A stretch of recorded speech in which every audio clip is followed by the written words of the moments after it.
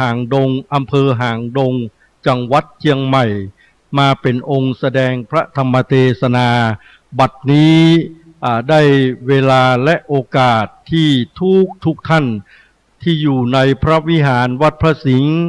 แห่งนี้พร้อมกับพี่น้องสาธุชนที่รับฟังอยู่ทางบ้านจะได้สดับตรับฟังพระธรรมเทศนากันที่11ชื่อว่ามหาราชซึ่งแสดงโดยพระปริญญาธิตธรรมโมขอเชิญทุกท่านได้สดับตรับฟังพระธรรมเทศนาณโอกาสบัดนี้ครับสากาปาปังปะลิปุนังเสียงขาดบัดนี้ก็มาถึ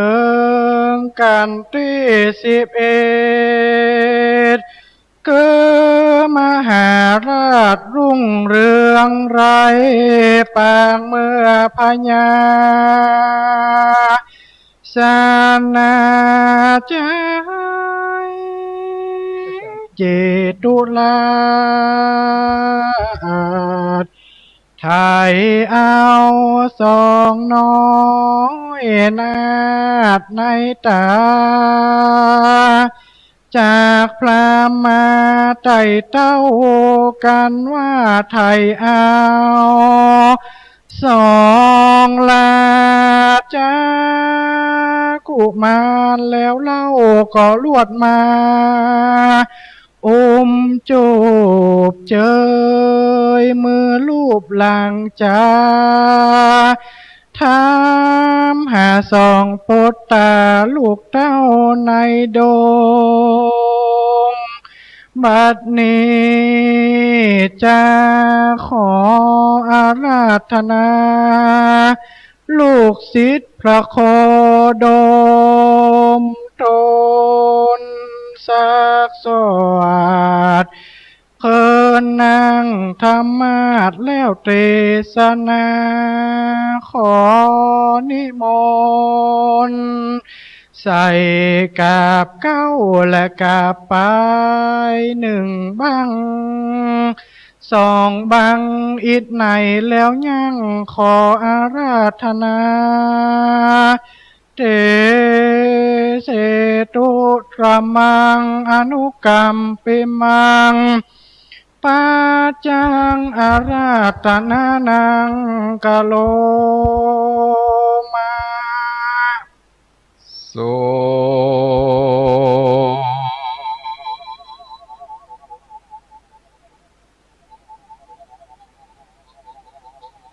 นาโต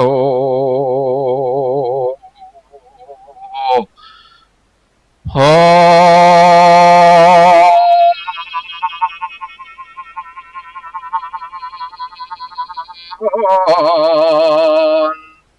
ต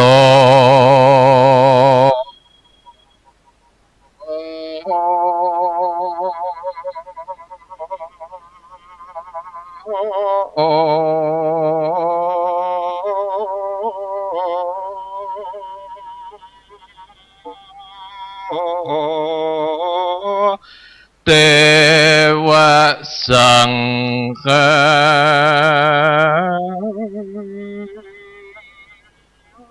โย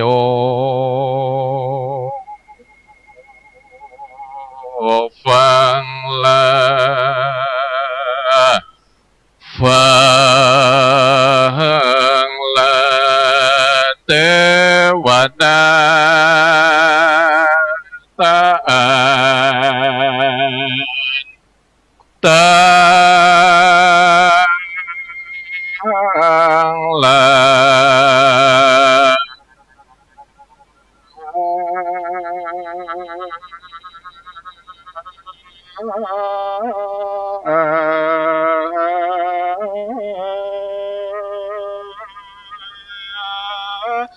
มวลหมู่อันตั้งแน่โยโกวิมา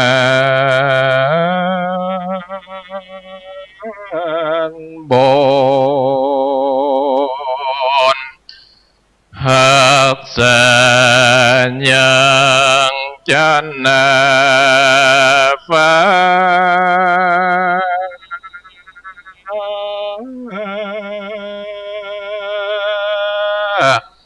แห่งหองพายสอ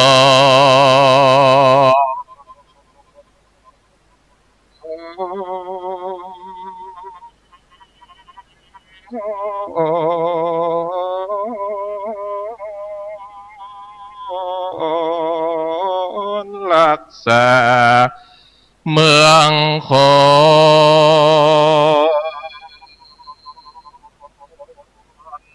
นมนุษย์แห่งหองหักแสนยังเมืองเจียงใหม่เตต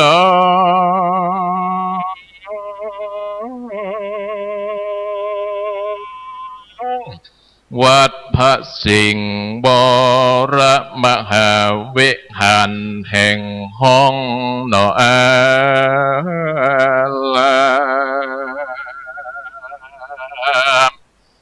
ขอจงมารวมโรง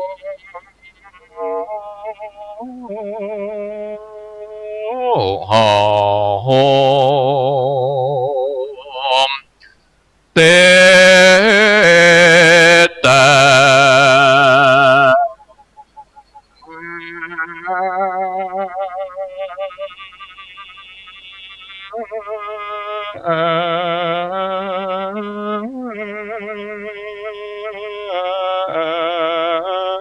กุศลบนตาสถาได้สร้างตานธรรมเวสสันดรเจ้าจ้า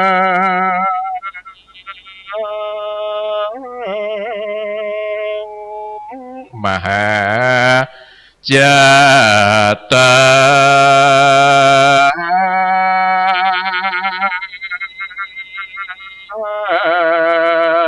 นา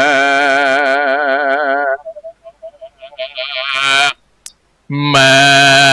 กันหลายลา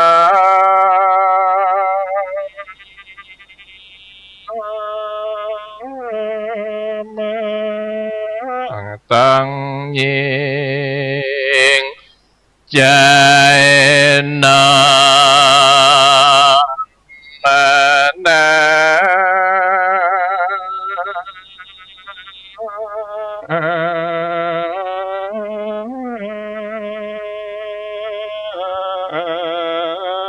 มานั่งฟังธรร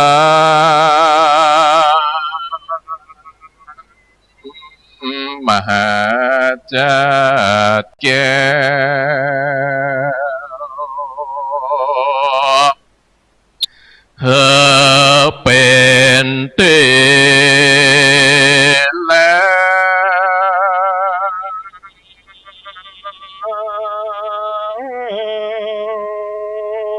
วกุศลบ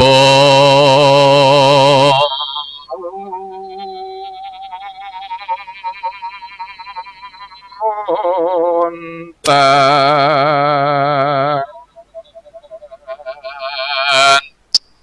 มาตั้งลงน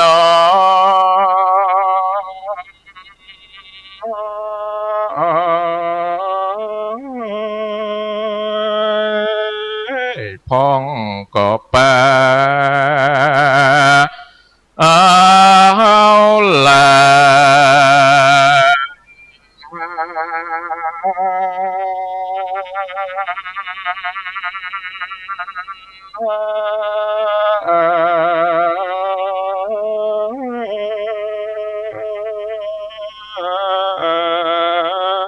มายอมมือตา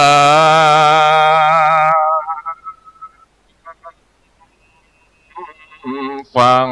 ธรรมผัจจา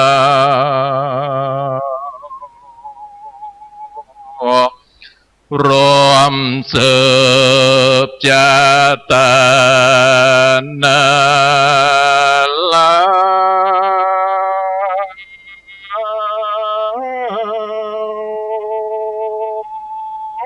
ตามปีเกิดเนิ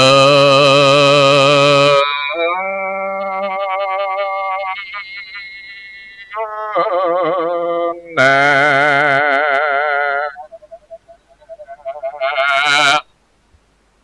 ธร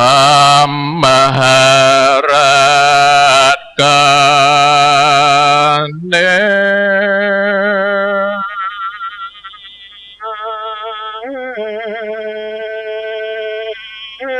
เม69พกาถา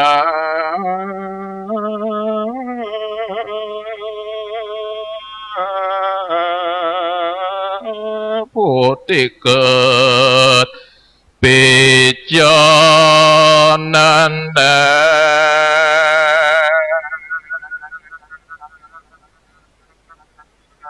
เปิงแม่ใหญ่น้อยเปียทิโลกาจากาก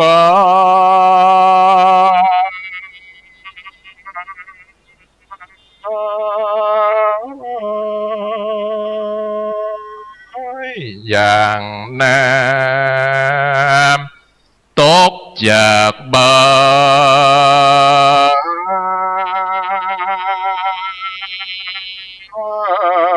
นโบ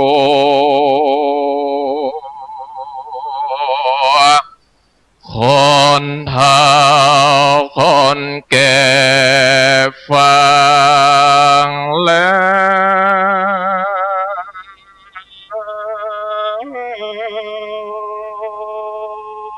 บ่ต้องได้โกหก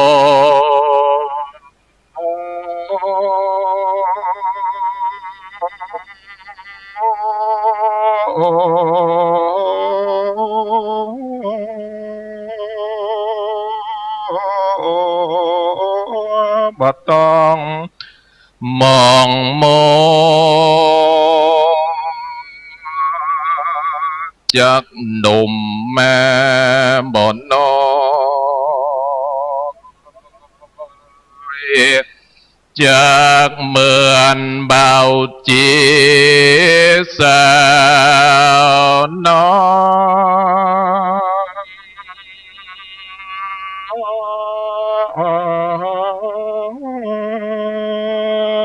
ยอายุจามันนอนยืนยาวผู้ใดได้ฟังแล้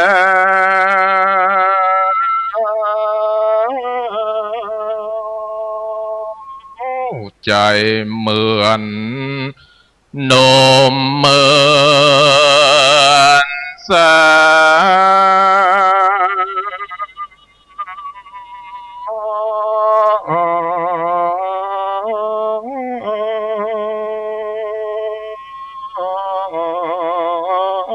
อายุยืนยาวสาวขวบข้า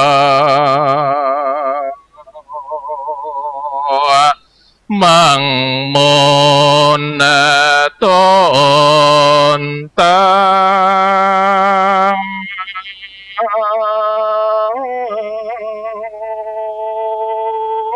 อยู่จืนเจ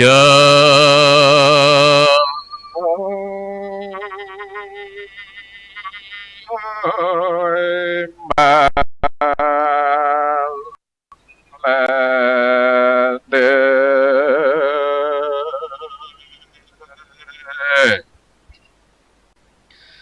น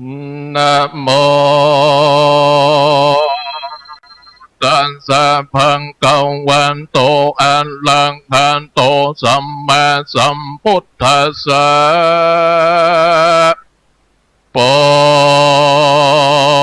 เทนสันโตจัมบันเทนจันสัมโมตัมบันนาสังกังกันเตวงเยอันสัมเมวันเสงสุจนจังโกเป็นก็มันเลงกังเห็นตวันสันเตนโยนจันดามังกังปันเตปันเจนเตบันตังโกมันละดังอาลักขังกะเลงโซลำดำธรรมบันเตสนาแม้ส่วนว่ามพรำมังห่างการสันตานเจ้าลานเศษลานดังลานจับบันเทงก็เบนใจคำเป็นลมจมเจินเปติตื่นซึ่งกันไปมาแล้วก็โยนในกองแก้วสารลักอันดินตาเทลานห่างแต่งไว้คู่แก่ตนวันนั้นจะแลนโจรจังก็เปส่วนโจรจังกำพรำก็เอาส่องดงแลมพี่น้องเข้าสู่ห้องพันดาลายเสียงหนต่างไกลเลี้ยวโลดบานใดห้องเสียมโยนกันนันนาเทวันดาลังสาตึงบ่อนใดขาดยังส่องน้อยล้านโกมมันตั้งส่องเมื่อนโซเลดยามป่องลงต่ำเขาโศกคำลำเหลี่ยมเขาพรำกองเอาส่องโกมมันดอทาย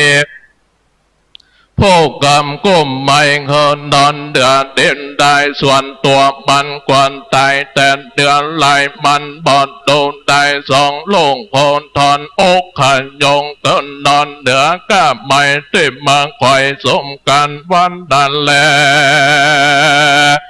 ต้นจำเมงกันเดนดังกันดาดยำนั้นเมีเต็มบาโบตนหนึ่งเบเศษเดนละเมีนเป็ดเหมือนเตโตจันดังพันลานเศษตนปอไว้ดาลอเข้ามา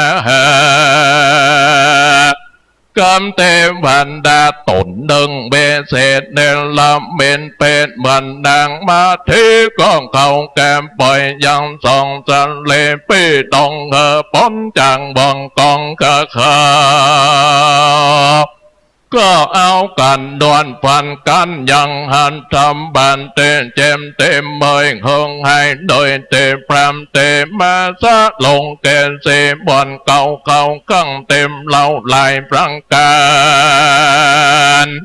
เพื่อกินอาหารไหลหลากแล้วเงินนอนเดือดการสันดาเป็นผาสุกลำยิงบองความขิงสันสันเดชได้ไรที่คนนั้นและลุงใส่ฟ้าปุ่งเกินมา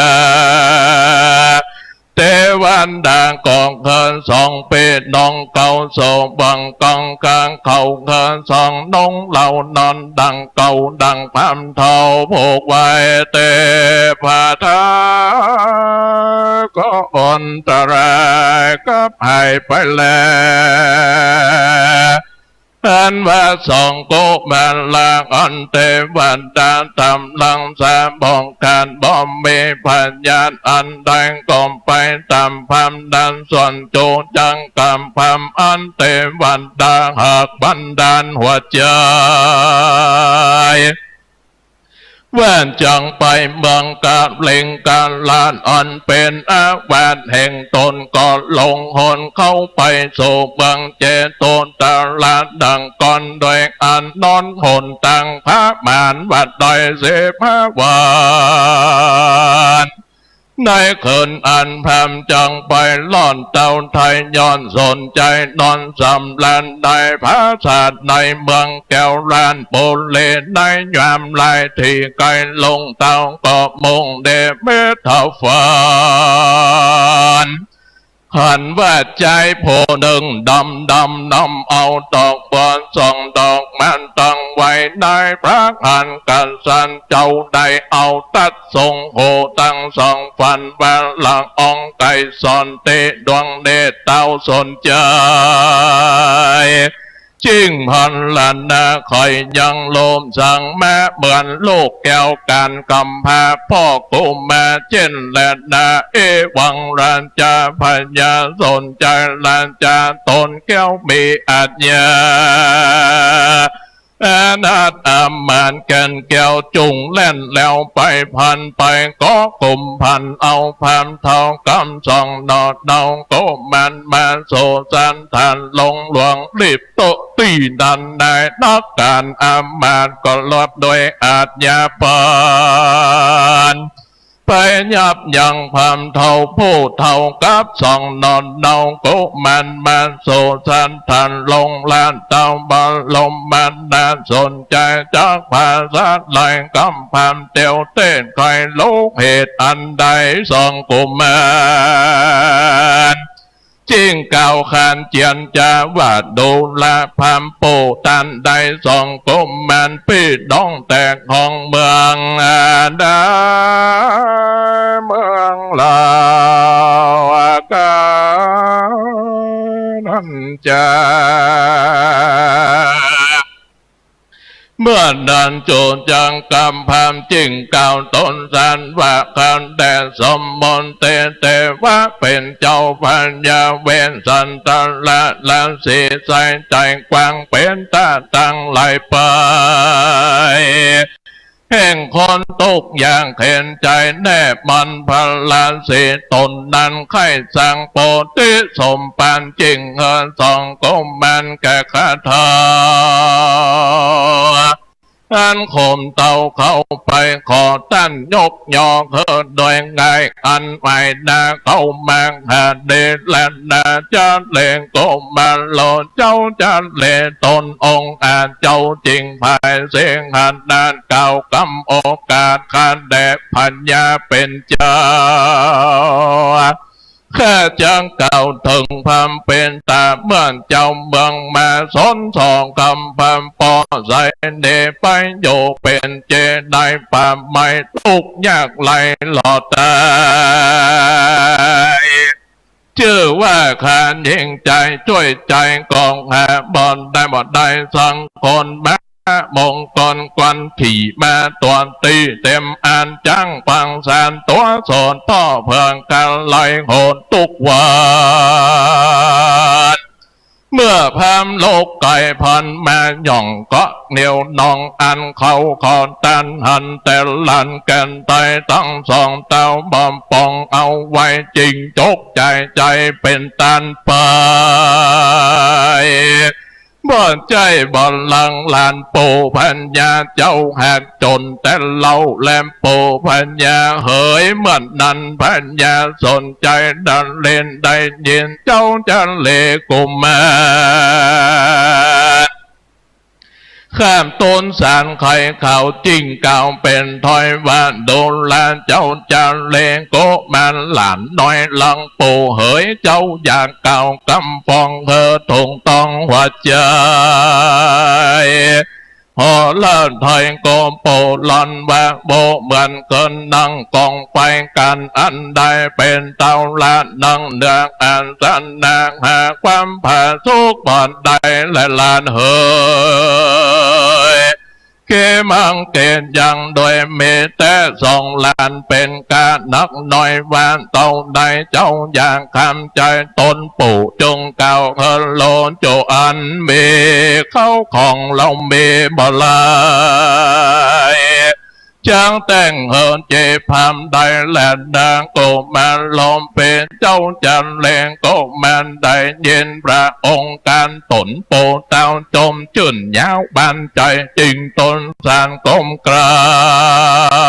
วเพื่อ พื่อปู่พัญญาเป็นเจ้าฟังตามพรำเป็นตาสั่งใบแล้วจริง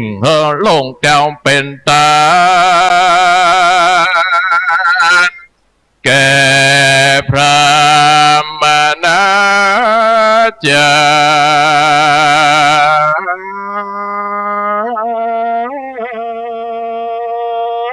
แก่ทาอันคมตา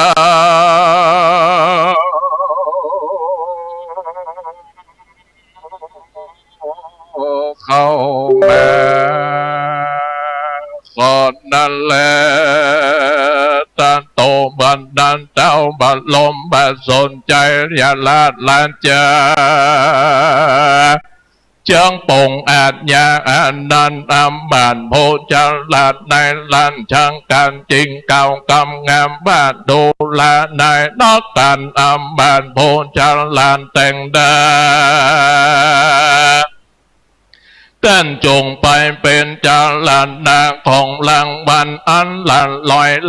อยยิ่งใจใหญ่น้อยแหลงหัวลำคอมแดงงามปันร้อยไทยเอาลันน้อยโกเล่มโตตีนันได้นักการอมาตขอลำอาจยาไปเป็นจาลันนาจังมาต้องโมกาใหญ่ยิ่งและสิ่งละลอยเป็นการดาไทยเอา2 ล้านออกเป็นไตแลนดาอันว่า2 กระสัตตาผู้บาทการไทยลานตนออกแล้วกองเธอลานแก้วรานจะบงอาบองค์ทรงเกณฑ์เก่าอาบดำเวเศษบนทานเดแล้วเขาข้างสันเลต่างเตดยอมของเวเศษอุดดมอาภิลมตัวเจ้าโหดหล่อส่องเจ้าสันเลกองเก่ากำเดวันโดลานเจ้าจันเลสันเลลานลังแกโปเหยอันบาปอมแม่2 ล้านยัง3 ล้านได้ป่าไม้บ่อนแจมไข่ลงกายังแสวงหาความปันและโลกไม่ยังพอฉันได้ละอันจะเลอจะเลงก็มาโลกอาหารเจ้าจะเลงก็มันก็ขานกลามพัญญาตนโปพัญญาเป็นเจ้าพ่อแม่เพื่องกันนาแล้วยังโย3 ล้านได้ป่าไม้หาพัญญาที่บ่อนใดบ่อนตรงยากไหลปันใดและปูเหยที่ดันเต้าบัดลมมาสนใจดาเล่นได้เย็นกำเจ้าจันเลงก็มันก็มาไขสารแจงโจทย์จังแก่โทษอันตนกระทำเป็นอันบ่เป็นได้พิจารณาจิงเก่าโดยรานจะสันธาบันโดลานเจ้าจันเลขอเจอเจ้าบ่อนตองล้านดอกไปนิมนต์เจ้าพ่อมาสักเผยเมืองเพื่อยอดไรเหลืองดังเต่าสอนเจ้าเสมเป็นเล่าสองเตนันโตสอนวันเจ้าจันเลงก็มันยอดใหญ่กองเก่ากำไปกันแด่พังอาณิกาธิราชเจ้าแค่ขอเจิญบอลลมบันดาลปู่พัญญาญาตราไปหลังแล้วโอนสาพิเศษโลกแก้วแล้วลดดำมาจักควันจะแลนดาตะโตพัญญาสนใจดาเรียนเจ้าเย็นกำเจ้าจะเลไขข่าวลันเต้าเก่ากำควันเฮอเป่าเสนาตั้งมอนเสจำพวงจริงลำดำไข่พระโอษฐ์องค์การเฮินยศทหาร60,000นาจอยจุนสมงามเกิดมาวันตันยามโลกเราเจ้าพัญญาเวนสันตละลาดเธอเข้ามาประดับอาจโด่งงามแล้วเธอรีบตามโกไปอย่าได้ขาดโดเวลาแก่แต่ดันเตอโจจังโกเปส่วนโจจังกำพัมปูทา ได้เข้าแหล่งอาหารเบลดบานลายยิงเกณฑ์เสียงตรงเสียงลำพำมันตำอันกันอันอยากต้องพำพังมันนานมากกินอาหารตามมันมักอาหารกัดกังในสายไฟต้องไม่บ่อนตันต้องเต็มตันอ้นยนพ้นปากพรำความอันอยากจังกินโจอันเมื่อมันโยเลียนบ้านเก่าเต้ากินแกงผักบงใส่กงละตัวบ้านเนบันได้กินตังข้างว่าและหันต้มกินตังจินสมและปานเจียวแกงดังเดียวใส่สมอ้อยเกี่ยวบาดย่อยสังอันพรำมันยะบนตาโยพรำเท่าโปก้อยเกี่ยวงักงัน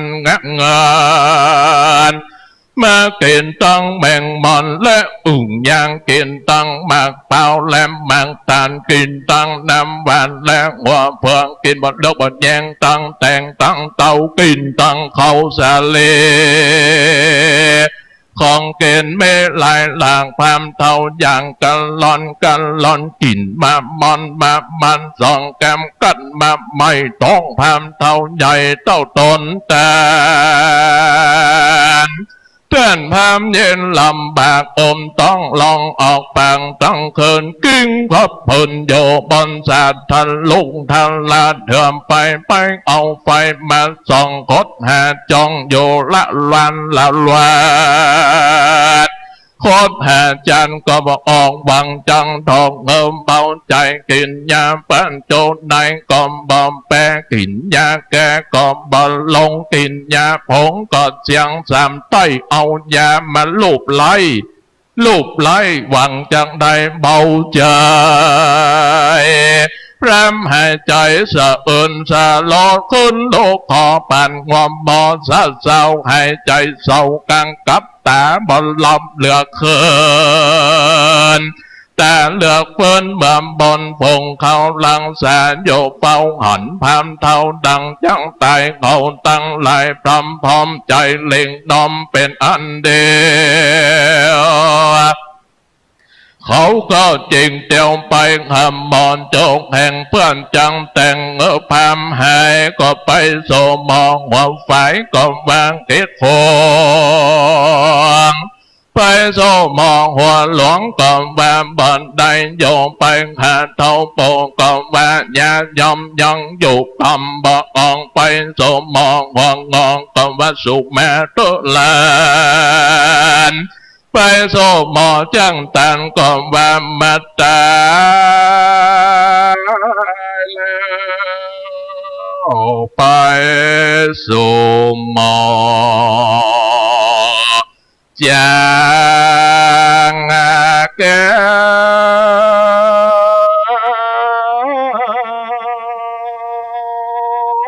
ก็ว่า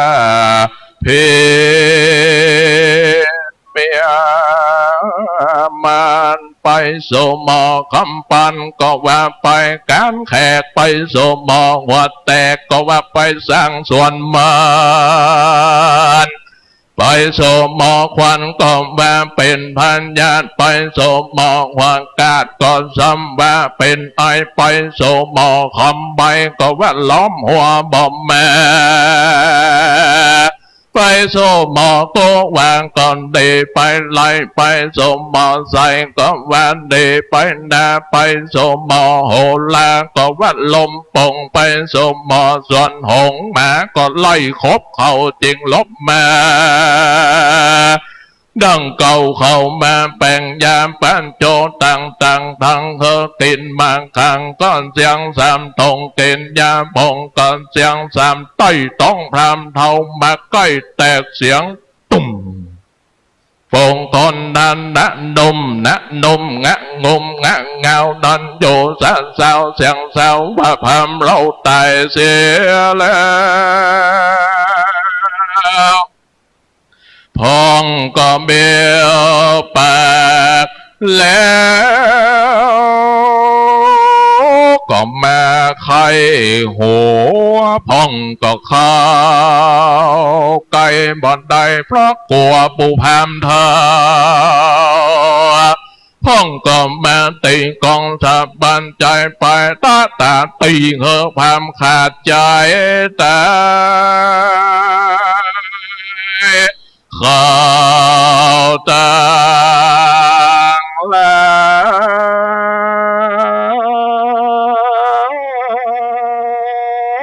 จริงหามพาไว้เหนือแตนแล้วเขาก็ว่าเราจะได้พาแผ่นใดมาปกเอาแล้วพองก่อมไปปกเอาเบียไปสู้ยังกาดใดเพื่อพาขาดดังเพื่อนดึงดังยองหัวเอามาปกควางก่อมบองปุ่มแดบอกโฮมเขาก็บ่แน่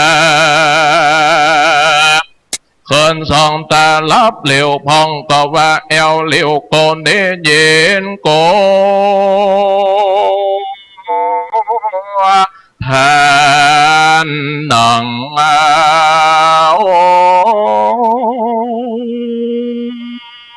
ปองเนียละลายละลายเด็กน้อยไปนะโดนเขากว่าปุ่มพามแตกเท่าใบแบ่งเกินเพนเสียงเจวิตในหลันจะมนเทียนพระเจ้าย้อนสนใจและนะเจ้าบันลมบันตนใจกองเฮเล่มไว้ส่งสังการพรำบอกเฮินโยปอนยามผู้ข้างหังมาห้ามไปนาผู้ข้างหันยังจางเฮิงห้ามไปหลังโพตาฟังเตียงกองโพตาฟองเตียงกองโพจังฟอนเตแสงโพปากแหวงเป่าปีแต่แถมผู้แขนเซิงเธอลางจักกังพองว่ายังพองว่าไปหันหัวไว้โยดันดมโพตาจมมาน้ำตาผู้ตาฟังมาแบกไม้ต่อยผู้โหดดอกใบมาตีกองผู้เป็นปองมาตีปาดนงพาขาดสวยใจผู้แก่นลายฟันลบหลังผู้แก่นหักนานมาตีแสงโพตินขันแยงตบมือผู้เท่าเธอเวกับศาสตร์ผู้ปากเบี้ยวดังไฟ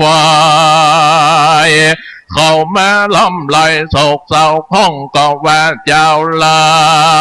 วเกินกล่าวลาว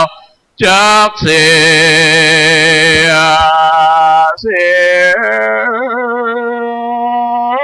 ปู่พา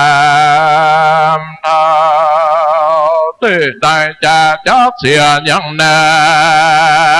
นก่อนจังกินปานจังเสียยังนาก่อนกินเดียวแดงและลวงจังเสียยังจมบวงกอมบ้านจังไว้หากินเห็นจังเสียจังเก้าพังเพนก็เอาไว้กินดองจักเสียแป้พังดองจังเอาไว้กินใบจังเสียเต้งไก่ตังก่อนเดียววานจังกวนจังเสียเต้งไก่หัวก็เอาไว้ไต่เต่าจักเสียไก่ต้นเป้าเบาหวานจังเสียไก่เก้าตันก้องกวนตันบอนใหญ่จังเสียเต้งไก่เก้าไผ่ก็เอาไว้กินแห้งจักเสียที่ไก่เก้าสั่งก็เอาไว้กินดอจักเสียที่ไก่ดำบอกก่อนจังเอาไว้ตักกินจังเสียเต้งไก่ส่วนพังกระถินก็เคียนเลียนเจ้าส่วนก็เกียรติโยมะมงจังเสียใกล้เก่าไม่บงก่อมบอนนาจักเสียที่ปัญญางัวก่อนจังกันจักเสียที่วันก่อนจักกวนหลอกจักเสียไก่เก้ากอกก็จักว่าเอาเป็นยาจักเสียตีปางคางก่อนว่านจังเกี่ยวจังเสียตีปางเหี่ยวผีก็ว่าจังจักเสียยังบังน้ำก่อนจังหากินปลา เจ้าว่ามาจังเสียที่ใดจากแดนของปนไปนอกแฟนไก่เมืองนั้นและนาเขาจริงจวนกันโยสะสาวเต็มต้วนดาวเข้าตาถึงที่วางความโปเขาจังโยจันจังกันเพื่อนจังพันหาเล่าเดมนยังสวาตู้เจ้ามาปังสุกลเพื่อนจังเป็นคนแก่พรำทาเข้าไปอาลันทันดาเดบนสวานตนเจ้าวันน้อยก็ว่าคิดขวางไปเดบนพระวัดหลวงก็ว่าเราไปบ่ได้บ่ได้ไปเดบนพระวันไตก็ว่าเราบ่เคยมือไปนิมนต์พระวัดเหนือก็ว่าเราเป็นตุ่มไปนิมนต์พระวัดลุ่มก็ว่าเราเก่งไปเดมนพระวันเมงก็ว่าบอมไปแลนตันไปเดมนพระวันมันก็ว่าบอนตาว่าไปเดมนพระอายศยะก็ว่าบอนลังไปเดมนพระลันจางก็ว่าเราต่างภาษาเข้าไปได้นิมนต์พระกุวาตนหนึ่งโดนหลักหันดางกองห่างปนไข่หัวตั้งตนตัวก็เป็นเก่งยันเก่งกากลิมปางก็เศร้าเก้ากลางก็ยุบปุ่มก็แตบดังเกิบก็ดีเธอสองมือกอมผงยันสังกงเป็นกองสองตาป้องลำเหลียวองกองเตียวแนวแก้วก็กดหลังก็กงกดปนกว่าหัวก็สมมาเปิบหน้าตบเยอะบ่ปนเดดอสองโหก็ดวงกำจากก็สวงบอนเตรียมตัวเอาผ้ามาปกหัวคอมงอมกอกงอมคอมงอมก้อยปอกลีลายังยนตีแต่พันยอมฟาดโดก็มากาตาลปัดนานก็สมบังคานใส่สลงบานก็เป็นเห็นนาก็เป็นเก็ดบองหอนคำมอมก็องค์ต้นทงก็ล่วเขาวันเจจัวบดเจียเจ้าแม่ยนสามแมงสองตาไกวแขนไปมาหยันยุยหยันยังบ้านยนเตรียมปังข้างกองลัวปนเด็กไข้หัวกว่าเจ็ดลำแล้วอันว่าตนเจ้าเจดอกตนนั้นก็ว่าอุบาสกเฮ้ยเราจังบังสกุลสังหน่อยเอาไม้เต้าต่อยกองโลป้าก็มั่วสวดบ้านนะโมตโสนะโมตัสสังกลสาลาธรรมังอาโกสาลาธรรมังปู่พันตายกายังว่ากำลังแถมเราซ้ำร้ายกว่าเก่าไปมาโกสาลาก็บันไดเสียงเมียงในปางก็บ่ลนบ่เลงเกศนก็บ่กวางทงกาดยังก่อนสามไปแล้วก็ปันปนลายป่อพามโปว่าออกไปป่อออกนั่นไปโยกเวจีอย่าได้ดีไปบังฟ้าจุงก้มหน้ารับกับกำเวนไปโยกกับเทนเทวตันลุ่มตายอย่าได้เกิดมาเป็นคนสัมปอสองว่าอันแลเมื่อดันเต้าปัญญาสเลสนใจกันว่าส่งสักการพามแล้วเต้าตนแก้วนั้นก็คนตั้งหลาย มาลองเป่าทำหาข่าวยาติวงศาพระบันดาห่วงกองตรงสันลองตรงกองคนติกองปันนากองจังการบังหันเจียจานปรูพามมาก็มีแลส่วนเจ้าลานจะสนใจผมเองก็เงินเจ้าจะเลกุมารอันเป็นหลานนาเราได้นำปนไปก่อนแน่หลานเจ้าฟ้าก็ไปโดยบริวารหลายหลากเสด็จพางนครไปใหญ่ใหญ่หนอจางแม่ตึงราชโลดเจ้ามหาโทไปก็มีโดยพระกา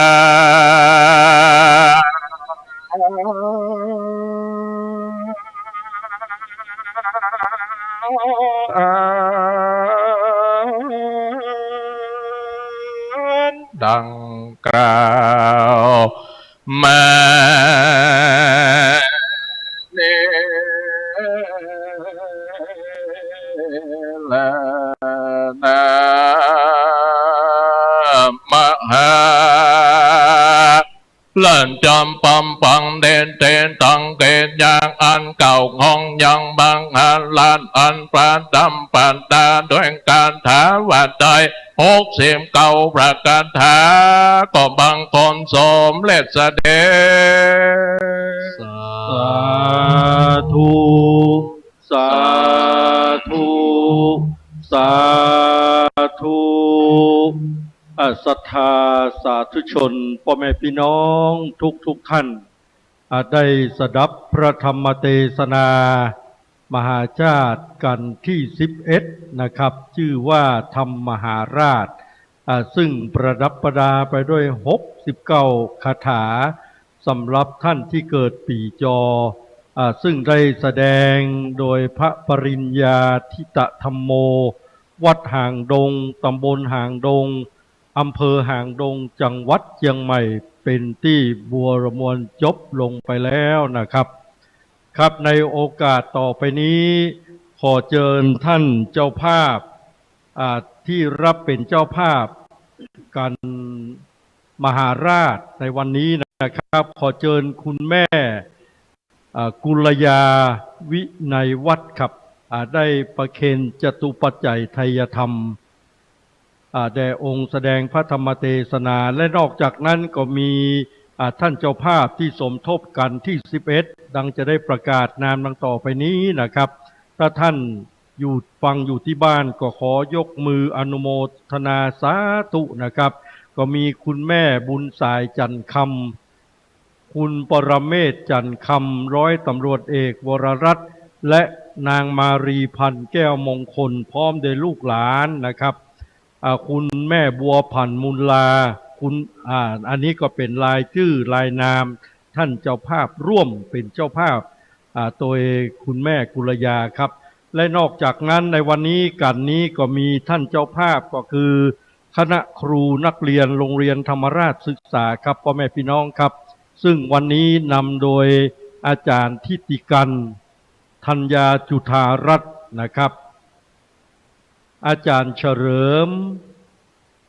อาจารย์ปริญญานะครับทั้งหมดท่านได้นำนักเรียนชั้นม.6/2 และม.6/3 ขึ้นมาเป็นเจ้าภาพร่วมในวันนี้โดยขอเชิญท่านได้ประเคนจตุปัจจัยไทยธรรมต่อไปครับตลอดจนถึงญาติโยมท่านสาธุชนทั้งหลายทุกท่านที่ได้ติดตามรับฟังในการแสดงพระธรรมเทศนาในเนื้อมหาชาติกันมหาราชนี้จะร่วมในการบูชาการเทศน์กับน้อมเจริญพรได้ที่หน้าธรรมะซึ่งในกันที่11นั้นมีชื่อว่ากันมหาราชมีทั้งหมด69พระคาถา ผู้ใดที่ได้ปูจาการเทศน์ในการนี้ หรือได้ติดตามรับฟังก็จะได้พระอานิสงส์งานมีจักได้มนุษย์สมบัติสวรรค์สมบัติและนิพพานสมบัติ เมื่อละจากโลกมนุษย์แล้วก็ได้จักได้ไปเสวยที่พระสมบัติในสวงสวรรค์จันทร์ฟ้าครับท่านอาจารย์ครับลำดับต่อไปก็ขอเชิญทุกท่านที่อยู่ในพระวิหารหลวงวัดพระสิงห์วรมหาวิหารแห่งนี้แล้วก็พี่น้องที่รับฟังทางบ้านนะครับได้รับพรจากองค์แสดงพระธรรมเทศนาขอเชิญกับนิมนต์ท่านครับยะถาวะลิวะหาปุราปะลิปุเรนติสาคะลังเอวะเมวะอิโตทินังเปตะนังอุปกปติอิชิตังปะชิตังตุมหังคิปะเมวัสมิจันตุสัพเพปุเรนตุสังคปาจันโทปนะละโสยะถามะเดโชติละโสยะถาดิละอัจจไนยวันนี้ก็หากเป็นวันเดสเลสุปะมังคละอันประเสริฐล้ำเลิศยิ่งกว่าวันและยามทั้งหลายบัดนี้ไม่มีเจ้าภาพการเทศน์พวกนี้บ่ายมีคุณแม่กุลยาวิในวัดพร้อมครอบครัวและคณะครูนักเรียนโรงเรียนธรรมราชศึกษาม.5/4 ม.6/1 ก็ดีตลอดจนถึงพี่น้องศรัทธาญาติโยมท่านทั้งหลายจุผู้จุคนที่ได้ร่วมเป็นเจ้าภาพการเทศน์การธรรมมหาราชท่านเจ้าได้จบบรมวลเป็นที่เสร็จเรียบร้อยพระอานิสงส์บุญจินตานใดที่เจ้าพ่อแม่มูลศรัทธาท่านเจ้าได้กินได้ทานสมดังความมุ่งมั่นปรารถนาจุอย่างจุประการใจยตุภวังใจยะมังกลังใจยะโสถีเพราะวันตุโปสัพปีติโยวิวัจจันตุสัพพะโลโกวินาสันตุมาเตภวะตวนตะลโยสุขเกติกายุโกภวะพิวาตนะเสริสนิจังพุทธาปัจจายโนจัตตาโลธรรมาวัฏันติอายุวันโนสุขขังพลังมหาจาตานังนิพพานังปะละมังโสขังสาธุสาธุสาธุกับในนามของคณะกรรมการจัดงานเทศมหาชาติ13กันตั้งธรรมหลวงของคณะครูนักเรียนโรงเรียนธรรมราชศึกษาในวันนี้ก็ขอกราบขอบพระคุณในเมตตาธรรมบารมีธรรมของพระปริญญาธิตธรรมโมวัดหางดงตำบลหางดงอำเภอหางดงจังหวัดเชียงใหม่ที่ท่านได้เมตตามาแสดงพระธรรมเทศนากันที่11กันมหาราชนะครับซึ่งท่านพระปริญญาธิตธรรมโมนั้นอดีตท่านก็เป็นศิษย์เก่าของโรงเรียนธรรมราชศึกษานะครับซึ่งตอนนี้ท่านได้ไปเป็นเจ้าอาวาสอยู่ที่อำเภอหางดงก็บ่ได้ละบ่ได้ลืมเวลาโรงเรียนมีกิจกรรมไปนิมนต์ท่านก็จะมาฉลองศรัทธาญาติโยมสาธุชนทุกท่านก็ต้องขอกราบขอบพระคุณในเมตตาบารมีธรรมของท่านไว้ณโอกาสนี้นะครับและนอกจากนั้นก็ขอขอบคุณท่านเจ้าภาพในกันที่11ก็คือคุณแม่กุลยาวินัยวัดพร้อมกับโดยคณะที่ได้ประกาศชื่อเอ่ยนามไปแล้วนะครับที่ได้มารับเป็นเจ้าภาพเจ้าศรัทธาในการรับเป็นเจ้าภาพถวายกันเทศในวันนี้ครับพ่อแม่พี่น้องท่านสาธุชนที่เคารพทุกท่านครับวัตถุประสงค์ของการจัดเทศมหาชาติตั้งธรรมหลวงของโรงเรียนธรรมราชศึกษาวัดพระสิงห์ในวันนี้นั้นจุดประสงค์ก็เพื่อที่จะนำจตุปัจจัยทุกบาททุกสตางค์ที่พ่อแม่พี่น้องท่านสาธุชนทุกท่านได้ให้ได้หอมกันในพระวิหารแห่งนี้ก็ดีได้โทรศัพท์จากทางบ้านมาให้มาหอมก็ดีนะครับพ่อแม่พี่น้องครับก็เพื่อจะเป็นการพัฒนาการเรียนการสอนของครูและก็นักเรียนโรงเรียนธรรมราชศึกษาซึ่งโรงเรียนธรรมราชศึกษานั้นเป็นโรงเรียนการกุศลของวัดในพระพุทธศาสนานะครับคือการศึกษาทั้งบรรพชิตและก็ฆราวาสตั้งแต่ม.1 ถึงม.6 นะครับอันนี้เป็นจุดประสงค์วัตถุประสงค์หลักและวัตถุประสงค์ต่อไปก็เพื่อเป็นการสืบสานประเพณีและวัฒนธรรมอันดีงามของคนล้านนาเฮาครับพ่อแม่พี่น้องครับโดยการประสานงานของท่านอาจารย์ท่านพระครูอานนท์ปัจโชโตเลขานุการรองเจ้าคณะอำเภอเมืองเชียงใหม่ในนามของศิษย์เก่าโรงเรียนธรรมราชศึกษาท่านได้ ดำเนินการประสานงานในเรื่องการถ่ายทอดในวันนี้ทุกอย่างนะครับก็ต้องกราบขอบพระคุณท่านอาจารย์ท่านพระครู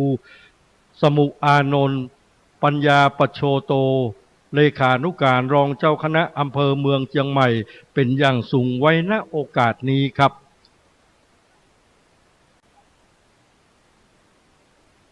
ครับในช่วงนี้พ่อแม่พี่น้องศรัทธาที่นั่งอยู่บนพระวิหารสดับพระธรรมเทศนามาเป็นเวลาเนิ่นนานแล้วนะครับในช่วงนี้ก็ญาติโยมที่ได้ติดตามรับฟังทางสถานีวิทยุคลื่นพระพุทธศาสนาและจริยธรรมจังหวัดเชียงใหม่ FM 96.0 เมกะเฮิรตซ์แล้วก็FM 104.5 ของวัดฝายหินก็ต้องขอเจริญพรอนุโมทนาบุญญาติโยมทุกท่านที่ติดตามรับฟังท่านใดที่กำลังเดินทางมาถึงก็น้อมเจริญพรเนอะนะขึ้นมานั่งฟังที่บนพระวิหารหลวงตัวกันตลอดจนถึงญาติโยมที่เดินทางมาจากที่ไกลก็ดีที่ไกลก็ดียังเรือแฮมซองกันเนาะอาจารย์เนาะครับแทบซองกันครับท่านอาจารย์ครับพ่อแม่พี่น้องสาธุชนที่เคารพทุกท่านครับเราได้สดับตรับฟังธรรมเทศธรรมมหาชาติมาตั้งแต่กันที่หนึ่งอานิสงส์ก็บังเกิดกับท่านมาเกือบจะครบปันคาถาแล้วนะครับเพราะฉะนั้นก็เรือแถมสองกันนะครับเรือแถมสองกันก็ขอเชิญพ่อแม่พี่น้องศรัทธาที่อยู่ในพระวิหารหลวงวัดพระสิงห์แห่งนี้ตลอดจนกำลังรับฟังอยู่ที่บ้านทุกท่านได้อดทนฟังต่อไป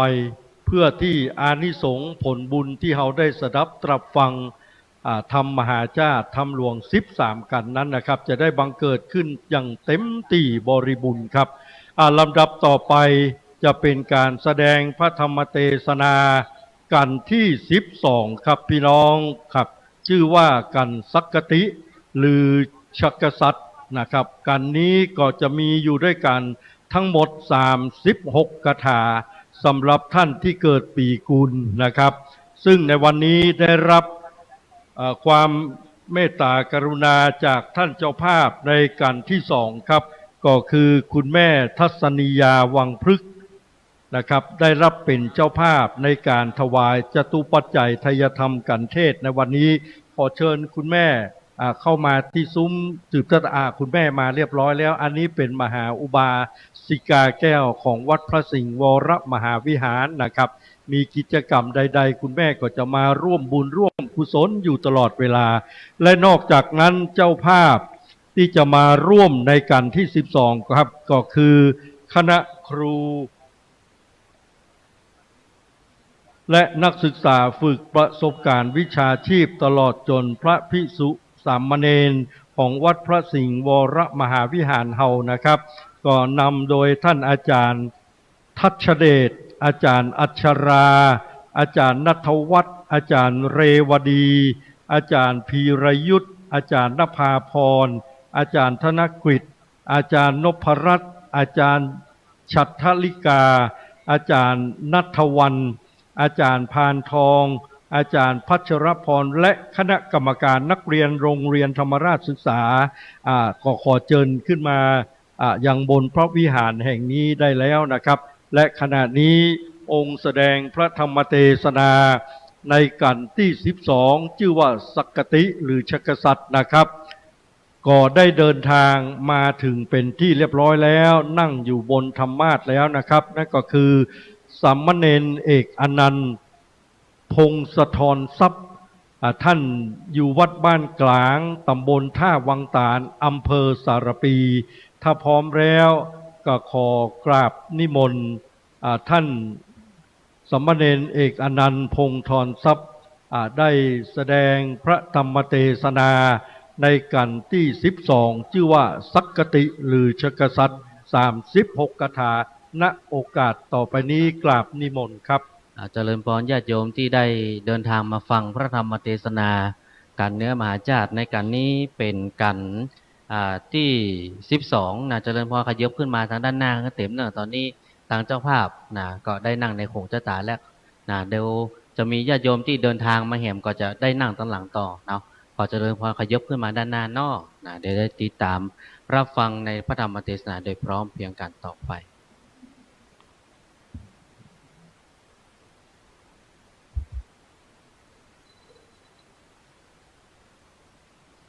มหาลาจาปาปานิตนาเทตังปริปุนังสุนเสียงบัดนี้ก็ออกมาถึงจากกติญาลาลุงเลืองลายปังมือจอมปิ่นเมืองไปรอนานแล้วโอถึงเขาวงโกดแก้วตีสา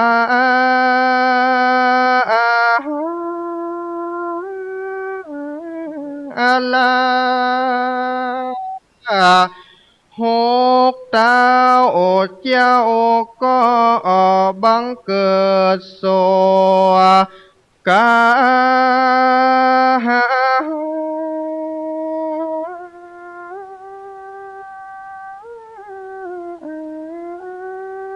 น้องน้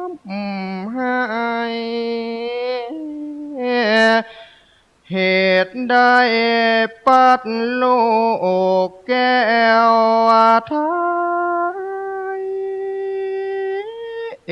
พางไปนานบัดนี้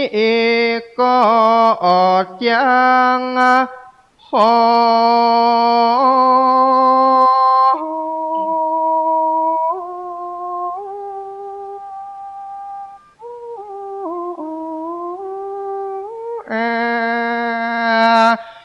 ละอัตนา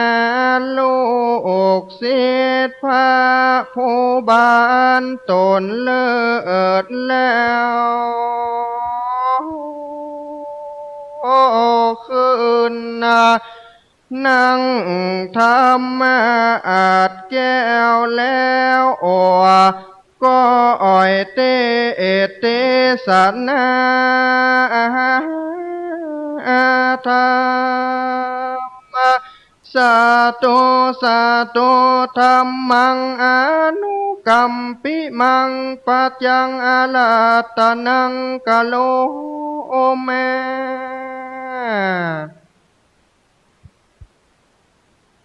สา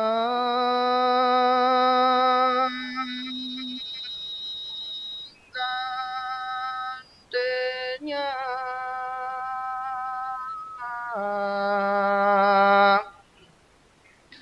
กาลุงเลืองลา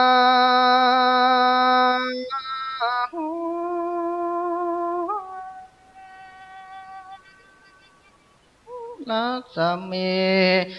ใสบ่อสา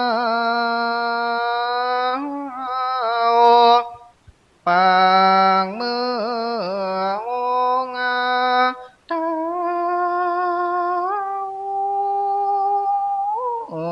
เจ้าเต้ากองกา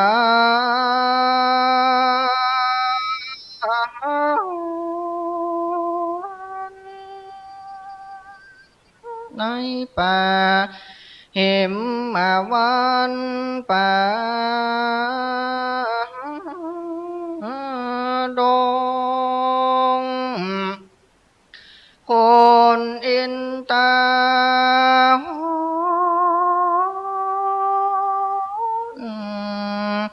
ก็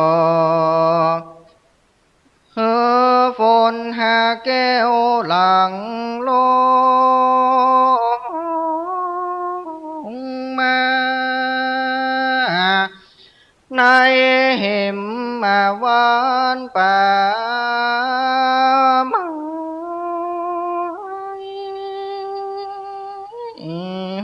ตาโอไทยได้เจริญเคยมาเตนะพาสันใจตนปก่อนนิมนต์ลูกแก้วหนอเมื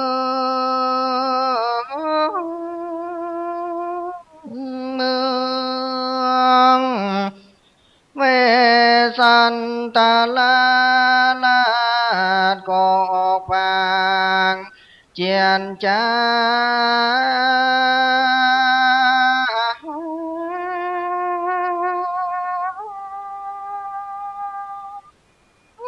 ว่าเตป้อพัญญานิมนต์เสวยลาดเป็นเจ้าอาวาสสิเป็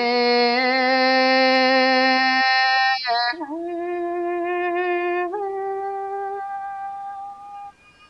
ก็พัญญาวาดีก็กว่าเจ้าสิเปว่าเอาก็จักมาขับเขา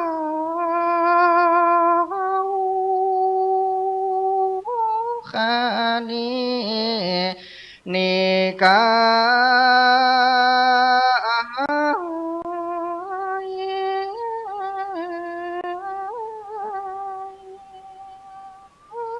สันเก่าตุกแล้วเล่าลายหน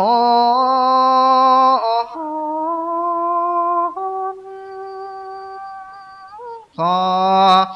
เลปอเลปนเสมอลาดข้าน้อยนี้หากอยู่ตาเวนก่อนนิมนต์แห่มาแล้วโอ้สัมติเก่าสองตีส่วนสองสาเล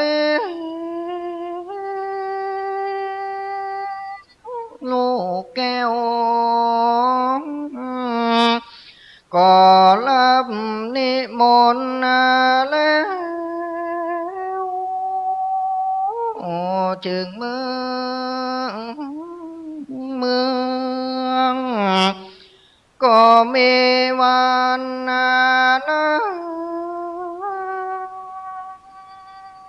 และน้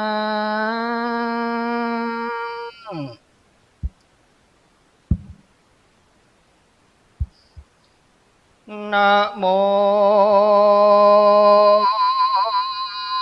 ตัสสะภะคะวะโตอะระหะโตสัมมาสัมพุทธัสสะจาเลโกมาโลโมจาเลตาสลาติเลขันธาวาลังอนิสาปิตวาจาดาสลาธาสหัสเนอากาตามากาปิโกเนวาเปตวาตัสสะเมงปะเตเสเสหะพัญญาคาปิเต ขันธาทิโสอาคันโตสุสังเวลำดับธรรมเทศนามาส่วนว่าเจ้าจะเลเสนมเนาอันเป็นในหมู่เจ้านำพลข้าก็เข้าไปสู่ภัยโซนปากกว้างจริงหือตั้งตีบแดตีขังมุจลินตาสลาสาพานทาเครื่องพองนานองนัวน้อมดงดูงามยามเมื่อโลดยางพงไอนาอยู่ลูกเจ้าฟ้าหากแต่มาควรโลดตั้งมวลมี44,000แล้วก็เฮอไปนาสะพอจึงมักกะเฮอคนรักษาอยู่บ่ขาดบ่เพื่อบ่เฮอเนื้อลาดลาจะสิงตั้งโมกะเต็งและจังเสือคงอ้างกินคนบ่เฮอกะตำลายแก่ลิปนวันโมเฮอคนได้อยู่สบายอันว่าเสียงแห่งลีปนไหลเกิดกองนั้นตัวต้องหิมมาปันโดดดังแด่แผ่นดินดันจากแอนโตเป็นต้นว่าจางลองแสนข้าคืนตัวแหล่งเวียงเวียนสอนยากมาเนกางอ่านคำสองมือกำหิดแห่นจางแก้วแก่นสงครามบนไหลลามตามจุดจอดลังพ่องกอดกำแขนกูละแอนแอบอังห้อยขาบลองสาสวาจูคนจางมาโซนกันไปข้าคือเสียงรถดังตัวดงลีพงฝุ่นพงทุลีมืดกุมอากาศกุมไปบนจอตุงโซนลายซ้ำมีพร้อมพำลายซ้ำมีพร้อมพำลายชีก็มีแลเมื่อนานพระมหาสัจเจ้าได้ยินเสียงกาคือเก่าแห่งลีปนเสียงหมู่คนโห่ร้องดังสะนันกองพรงไพ่เจ้าก็ตกใจลายหลากลอยว่าข้าศึกมากเหลือหลายได้ข้าตายเสียงแล้วยังตนแก้วสีสันใจแล้วพร้อมกันแม่ตั้งหมู่เข้ามาบาสู่ศาลาเพื่อจะฆ่าสองลาพี่น้องอันอยู่แห่งห้องดงเลยามนั้นพระลาสีเวสันตาละจึงจวนอาการนาดนงเล่าขึ้นไปสู่จอมเข้าสูงใหญ่สองเจ้าก้อยไต่บนดอยแล้วจวนนางมาดีเลงก้อยพกพอยังลีปนพ่อเจ้าแห่งตนตามาทางปากาเสนโตสะทาอาหาสะตังอาสะตวานิกาสังเดเพกเวโดลาเปโกตั้งหลายอันว่าปัญญาเวสันตาละจาอันได้ยินโยธาตืบแท้ร้อนให้แห่ปูนกว่ามีตัวตนอันสันร้อนให้ปันปูนกลัวพอตัวเดียวได้ไล่โมให้สาสู่เจียนจาว่าดูแลมาดีน้องเนาอันว่าเสียงข้าเขาโกลาลีปนโยธานาเนือปูนดิงเปิงกว่าพุงมัวมืดเฝ้าหันคนแหล่จังแม่ลังกันแม่บ่อ่านคะแนนนับได้ดังแปะไม้เถื่อนจากปังจ่อตุงใหญ่ยังยืดซ้อนเต็มตัวต้องหิมมาปาน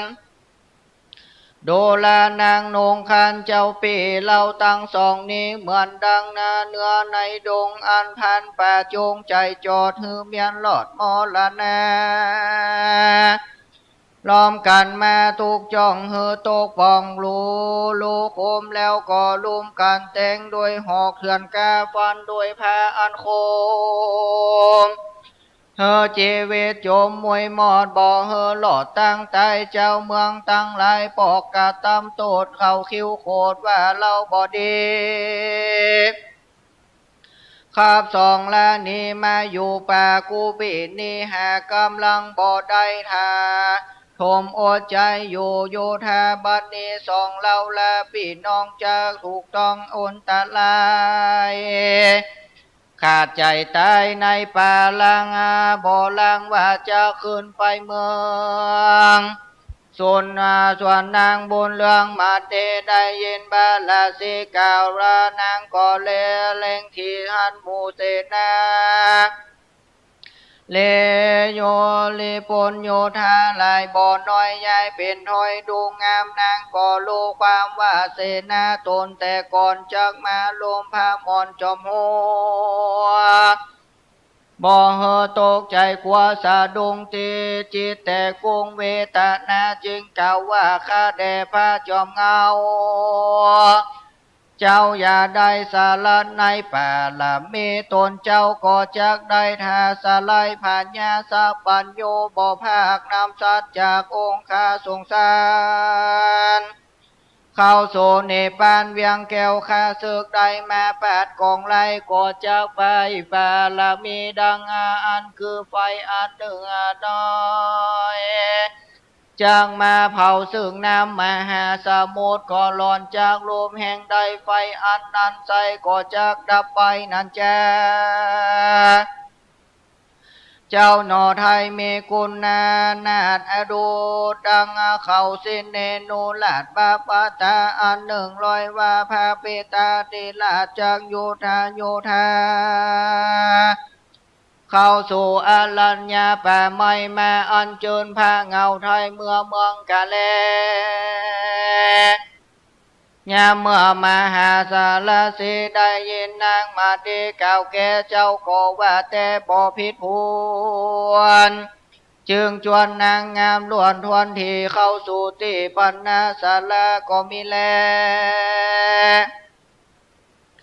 ตามาทางภาคาเซนโตสัทธาอาหานิวันตานินิตวานาทางบุทธาเปตวาเพกเวดุลาเบโคตั้งหลายตนทาลงสินใจเกาว่าปันโกดผู้ลงโลดโดยปัญญาทิญาณผ่านญาสันใจผ่านแผ่วจึงจะกำนางนาแก้วบุษาดีว่าเราตั้งสองจะเข้าไปพระราศีลูกไทยก็จักลองให้ขาดใจใต้กูพี่จักผ่านภัยเข้าไปก่อนเฮือเจ้าผ่อนตัวไปส่วนหลานนงไว้ตั้งกูก่อยเข้าไปสู่ไปหลังกะตามสังปีลักษาแด่เจ้าก็ลงจากโคจางแก้วเลี้ยวปานรีบพาดภายเข้าสู่ยังที่อยู่เวสันตะและละเสเพื่ออาภิเษก24 ลูกเต้าเฮือภาพดาว4 ปีเฮืออยู่เรื่องมีดังเก่าเป็นเต้าเล่าปอสองมหาสะโตมหาสะเจ้ากำนางนาเนาละจะมาดีลำเพิงดีเกิดหลอดว่าพ่อเจ้าย่อสันใจจะกะไกมาสู่ในแก้วโคสาลาลวดหายไพญาอันกว่าบ่ได้สองแกนไทยอยู่สาลาหันพาปิตาทิลาดยุดาเตียวมาก็เล่นไปตอนนาปิตาแกนไทยเตยโยมือไว้แทบตานางมาเดก็วันตาตีนตนป่อกมเก่าต่อปิตาแล้วเจียนจ้าเสียงวันว่าข้าเดพาผู้บานเจ้าคอยข้าน้อยชื่อมาที่ทาลงเกษีมวนเก่าขอไว้ตีนพ่อเจ้าจบตามกองในเมื่อตั้งสองไว้ข้าพระบาทเจ้าสันใจยินยาใจดีลักโลกเต้าก็รูปหลังปูนตามีน้ำตานองไหลหลังต่อลูกลาป่อสิเนหาในเมื่อโศกาลำงับแล้วป่อตนป่อแก้วพญาจากแผ่สลายกับลูกเต้าจึงตานกล่าวคาถาว่าจีการจีนูกาลังปุตตานามานานยังดูแลตาเจ้าตั้งสองพี่น้อง ยังอยู่บ่ต้องโทษอันใดมีภัยญาอาภัยบ่มีพญาติวัดไอยาทรงจอมใจลูกหลักพ่อยังก้อยเลี้ยงชีวิตต่อสบายหัวมันลายเรือแหล่ยังก้อยได้นักแก่พอสันอาลัดมีหมูลินยุงปินเป็นจอบ่มาล้อมล้อคบตนงูสิงสนในป่าบ่มาพกพามากาในดงนาป่าใหญ่เสือคงใจสามานบ่ปนปานลูกแล้วกาบเล็กเลนี่ไกอันจายามนั้นมหาสัจเจ้าจากเล่ากรรมมาจึงกล่าวว่ากถาว่าเอเตโนจิวากาเตวาสาญาติสิยากาสิติดังนี้ข้าแด่พ่อพัญญาเป็นเจ้าอันว่าลูกสองเต้าอยู่ดงไผ่ไก่เมืองเราแคว้นมาเพื่อข้าหากดอมได้เหตุคงควายหาลูกไม่หาได้จึงเอามากินขุดหัวมันดินและหัวจ้าขุดได้หากนำมาเลี้ยงตนลาไปนาชีวิตเพื่อข้าจะหันมามีอาการหลายหลากกะตามได้ยากนักหนา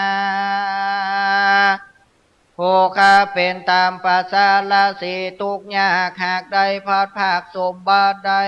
ฐานะใจสุขต้องก็มาสอนใจข้าสองพี่น้องเฮลือยังทองกองดีคือดังละสาลาดีทวันนาลามาสอนเฮมาอยู่กำเขาพ่อเอ๋ยข้าแต่พ่อพัญญาตนยุดมากแต่เมื่อเพื่อข้าภาคพิเศษภัยครับนี่มาอยู่เต้ามีกู้ปอสองคนตนข้าพร้อมเรือหลักพอได้ภาคนาปิตาและพามยาตนแม่ตุกนักแก่นานหันเพื่อข้าสันลูกไม้โรคโศกไม่หัวใจเหตุบ่หันนางสีไว้ออกเจ้าตัวข้ามเจ้าฐานานอดใจและป่อเฮยเยปิเตเสวิวิสันทัสสะข้าแด่พ่อพัญญาเป็นเจ้า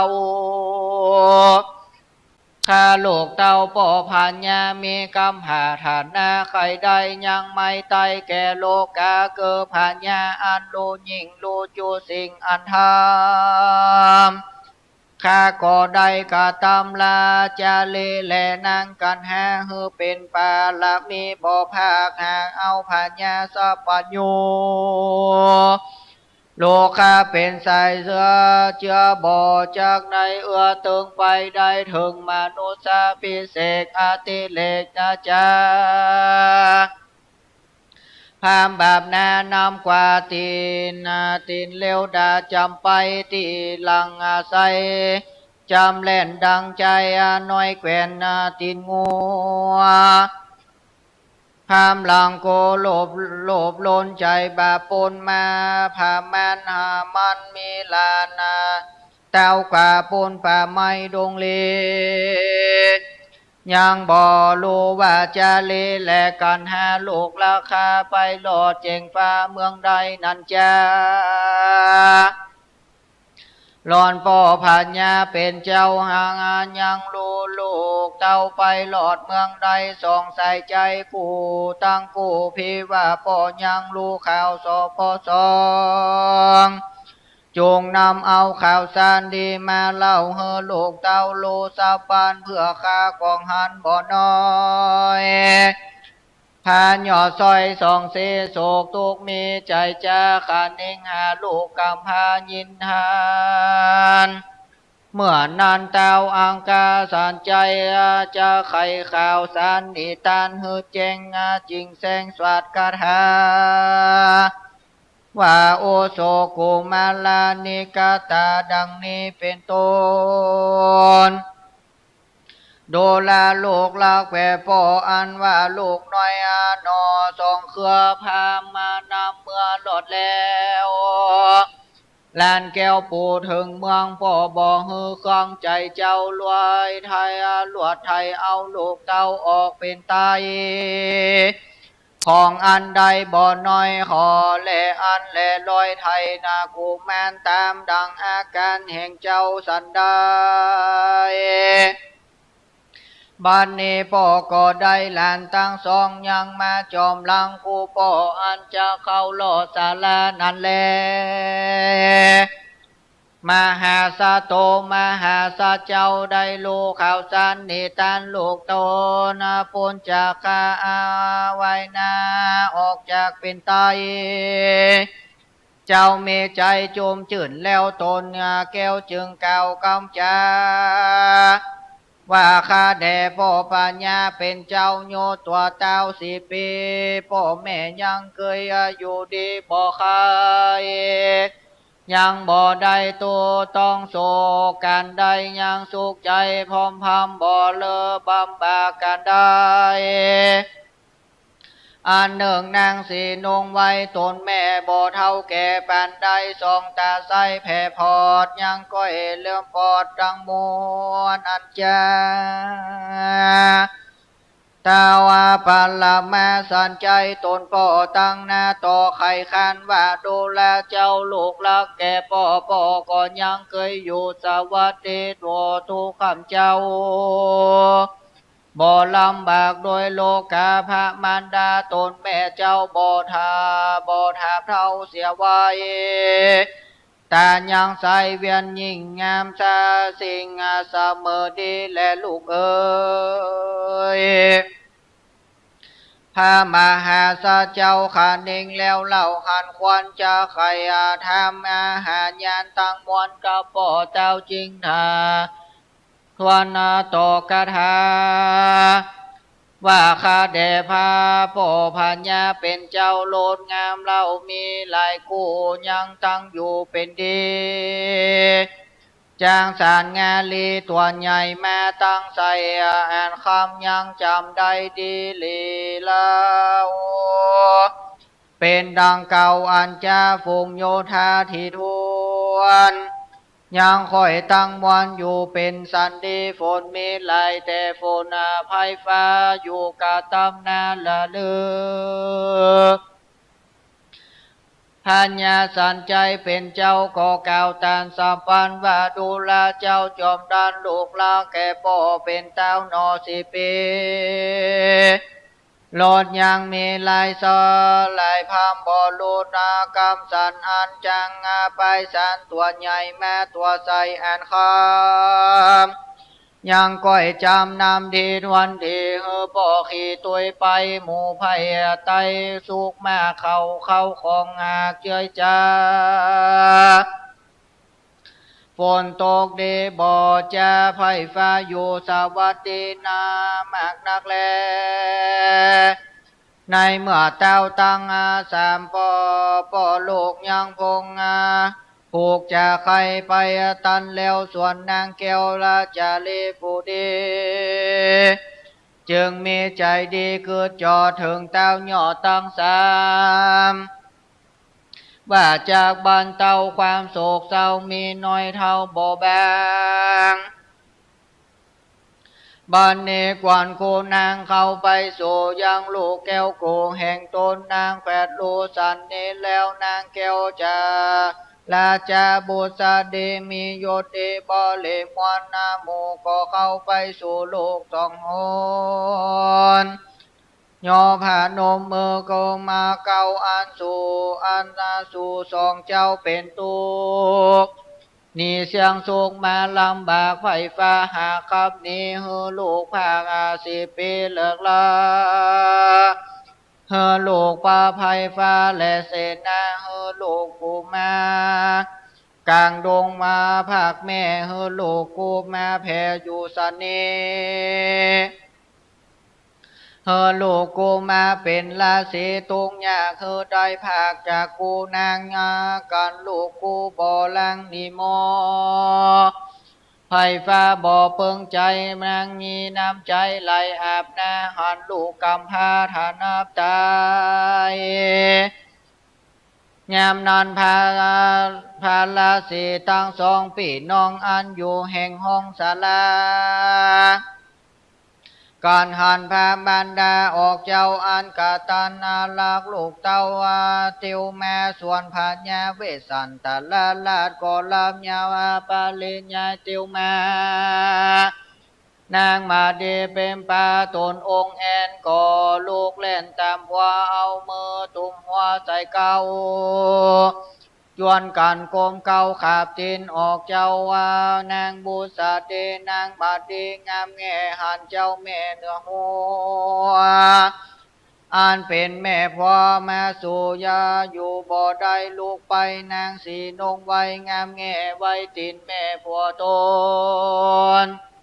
ว่าข้าแต่เป็นอาสาไปแม่เจ้าข้าขอนอมเก้ากาบนตินงากับนางบาดีไว้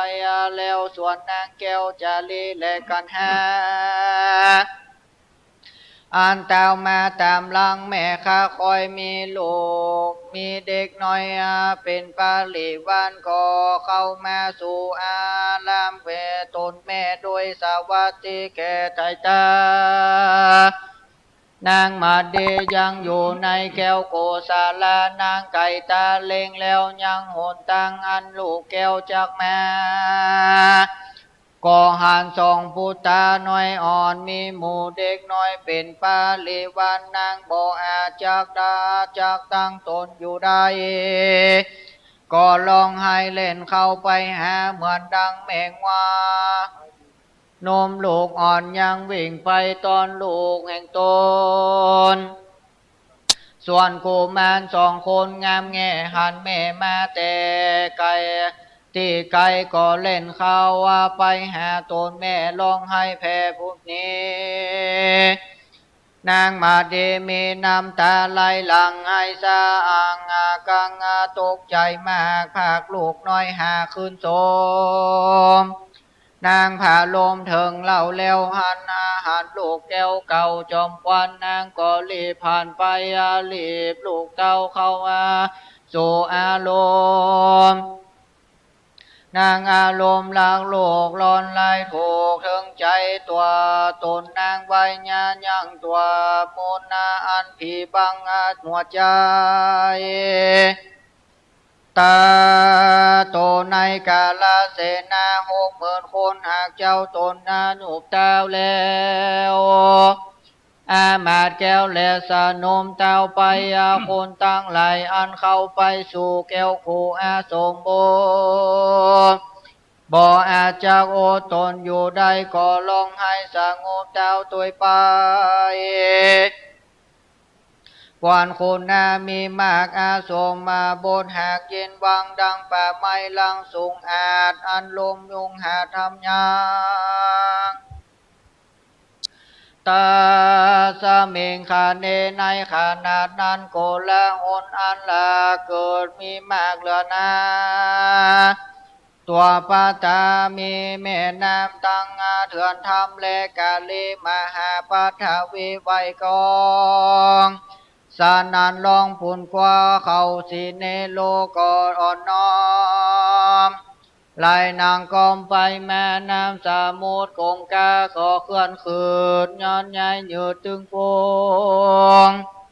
สองสาวแวนเด่นจันฟ้าถูกลูกวันนาโลดมาหาผมก็เป็นโกลาหลใหญ่มาสาพนาซึ่งเต้าพันยาและเสนา60,000 เต้าก็จื่นสร้างโคนก็มีแลเพกเวโดลาเพโกตั้งหลายตนทะลงสินใสสะอาดในเมื่อพันยาเวสันตาลาลาดลาจาก็จมนมยังญาติกาพี่น้องในแห่งห้องอาสมบูรณ์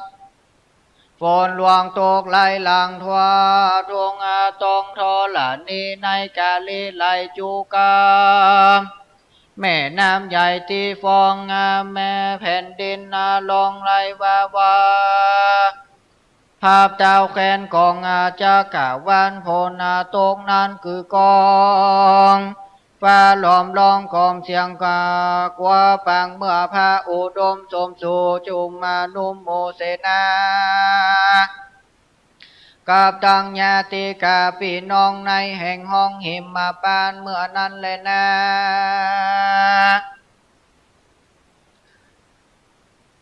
อันว่าวันนี้แลนาสักยติปะปังเตเตตังขีญญาสังวันนาเวเสจะห้องเหตุยังสักยติอันผา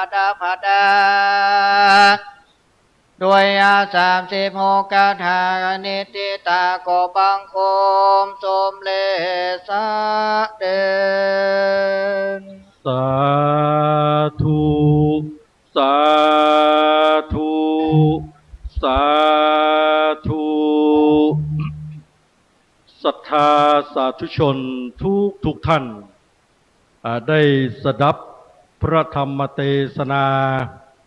ในกันที่12ชื่อว่ากันสกติหรือชกสัตนะครับ ซึ่งประดับประดาไปด้วย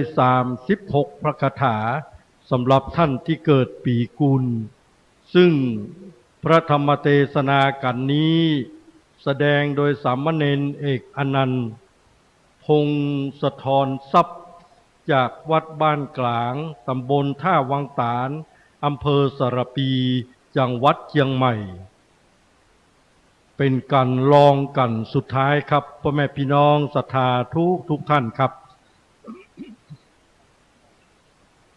ลำดับต่อไปนี้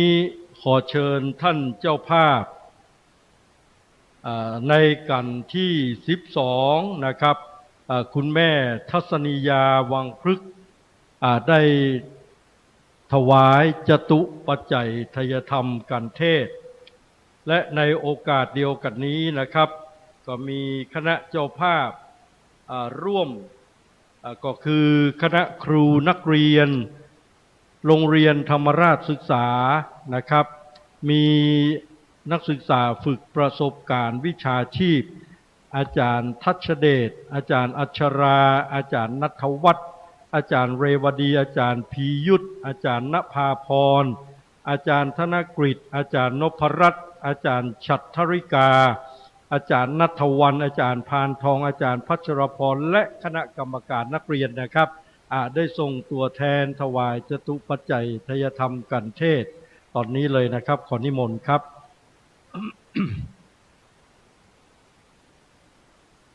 คณะกรรมการนักเรียนส่งตัวแทนเรียบร้อยแล้วนะครับ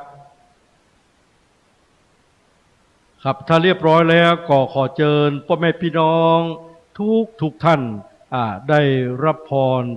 ต่อไปครับขอกราบนิมนต์ครับลำดับต่อไปขอพี่น้องศรัทธาทั้งหลายได้ตั้งอกตั้งใจรับพรเนอยะถา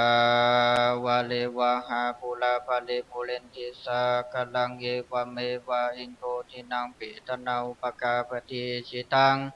ปฏิตันตุมหังทิปะเมวัสมิจันตุสัพเพปุเรนตุสังกปะจันโทปนัลลโสยะถามณิโชติลโสยะถาจายาสิทธิตานังลาพังโสถิงปะกัญญังสุขังพลังสิริอายุจวันโนจะโคกังบุเทจยสวาจัตวาสาจะโยจะจีวสิทธิภวันตุเตสปิติโยวิวัจันโตสัพพะโลโกวินาสันตุมาเตภวตวันตรายโยสุขีทีคายุโกภวะอภิวาทนาเสลิสนิจังบุตาปจายโนจาตาโลธรรมาวัฏันติอายุวโนสุขังภะลังสาธุสาธุสาธุครับและก็ต่อไปนี้นะครับพ่อแม่พี่น้องครับองค์แสดงพระธรรมเทศนาในกันที่12ในกันสกติเนี่ยนะครับจะได้ประพรมน้ำพระพุทธมนต์เพื่อความเป็นสิริมงคลแด่ทุกท่านครับขอนิมนต์สามเณรเอกอนันต์พงศธรทรัพย์ครับได้ประพรมน้ำพุทธมนต์แก่ท่านเจ้าภาพซึ่งคือคุณแม่ทัศนียาวังพฤกษ์ นักศึกษาฝึกประสบการณ์วิชาชีพจากมหาวิทยาลัยราชภัฏเชียงใหม่ และก็พี่น้องศรัทธาสาธุชนหลายๆท่านนะครับที่ได้นั่งสดับพระธรรมเทศนาอยู่บนพระวิหารหลวงแห่งนี้ตั้งแต่ต้นมาจนถึงการลองสุดท้ายครับพี่น้องสาธุชนที่เคารพทุกท่านที่อยู่ฟังอยู่บนพระวิหารแห่งนี้ก็ดีและก็รับฟังทางคลื่นวิทยุขึ้นพระพุทธศาสนาและจริยธรรมจังหวัดเชียงใหม่ FM 96 เมกะเฮิรตซ์นะครับและคลื่นวัดฝ่ายหิน FM 104.5 เมกะเฮิรตซ์และพร้อมกับการรับชมการถ่ายทอดสดทางช่อง YouTube วัดฝ่ายหิน2นะครับลำดับต่อไปนี้จะเป็นกันสุดท้ายของการเทศธรรมมหาชาติชื่อว่ากันนครกันนะครับประดับประดาไปด้วย48พระคาถาในกันนี้เชื่อว่าผู้ที่บูชากันนครกันจะได้เป็นผู้บริบูรณ์ด้วยวงญาติข้าทาสชายหญิงภรรยาสามีหรือบิดามารดาเป็นต้นครับจะได้อยู่พร้อมหน้าพร้อมตากันด้วยความผาสุกปราศจากโรคาพาธทั้งปวง จะญะการใดๆก็พร้อมเพรียงกันยังการงานนั้นๆฮือสำเร็จลุล่วงไปด้วยดีครับพ่อแม่พี่น้องที่เคารพครับกันนี้เป็นกันที่6กษัตริย์นำพยุหโยธาเสด็จนิวัตรพระนครพระเวสสันดรขึ้นครองราชย์แทนพระราชบิดาพระเจ้ากรุงสนชัยก็ตรัสสารภาพผิดพระเวสสันดรจึงทรงราผนวดพร้อมทั้งพระนางมัตสีและเสด็จกลับสู่สี่พีนครเมื่อเสด็จถึงก็ได้รับสั่งให้เจ้าเมืองปลดปล่อยสัตว์ที่กักขังและก็เมื่อคืนมาพระเวสสันดรก็ทรงปริวิตกว่าตอนเจ้าประชาชนจะแตกตื่นมารับการบริจาคทานพระองค์จึงประทานสิ่งใดที่ประชาชนต้องการท้าวโกสีได้ทราบก็จึงโดนบันดาลให้มีฝนแก้ว7ประการครับพี่น้องศรัทธาทุกท่านครับตกลงมาในนครสี่พีสูงถึงหน้าแข้งพระเวสสันดรก็ประกาศให้ประชาชนคนเอาไปตามปรารถนาที่เหลือก็ให้คนเข้าพระคลังหลวงและในการต่อมาพระเวสสันดรก็ทะเลิงราชสมบัติปกครองนครสี่พีโดยทศพิธราชธรรมบ้านเมืองก็ร่มเย็นเป็นสุขตลอดพระชนมายุครับพ่อแม่พี่น้องท่านสาธุชนที่เคารพทุกท่านครับณโอกาสนี้ขอเชิญพี่น้องทุกท่านได้สดับตรับฟังเทศธรรมมหาชาติกันสุดท้ายเป็นการรวมยอดของทุกปีมารวมกันในวันนี้นะครับชื่อว่านครกันนะครับกันนี้ชื่อว่านครกันซึ่งแสดงโดยสามเณรกรพจน์อโนมาวัดออนกลางตำบลออนกลางอำเภอแม่ออนและก็ท่านเจ้าภาพในกันนี้ก็คือคุณอภินันท์คุณธนพรสิริโยพิพันธ์นะครับเจ้าภาพกันที่13เพราะฉะนั้นท่านเจ้าภาพมาแล้วก็ขอเรียนเชิญท่านได้เข้าสู่ซุ้มสืบชะตาในการเทศในวันนี้นะครับและนอกจากนั้นก็มีคณะนักศึกษาฝึกสอนจากมหาวิทยาลัยราชภัฏในกันที่13ได้นำพระสงฆ์สามเณรขึ้นมาสดับตรับฟังในกันที่13ประกอบไปด้วยอาจารย์วัชรพงศ์อาจารย์ภูวดลอาจารย์สุภกฤษอาจารย์พงศธรอาจารย์เกษรินอาจารย์วรัญชนกอาจารย์ศรีสุดาอาจารย์วารุณีอาจารย์จิตาภาอาจารย์ปรีนาอาจารย์ชัตตเรศอาจารย์อาริยาและคณะกรรมการนักเรียนของโรงเรียนธรรมราชศึกษานะครับและโอกาสนี้ขอเชิญพี่น้องสาธุชนทุกท่านที่อยู่ในพระวิหารวัดพระสิงห์วรมหาวิหารและ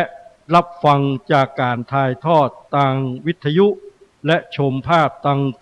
ทาง YouTube นะครับได้สดับตรับฟังเทศน์ธรรมมหาชาติกันสุดท้ายกันที่13นครกันณบัดนี้ขอเชิญทุกท่านครับ โสตุจานาฟังลาจงฟัง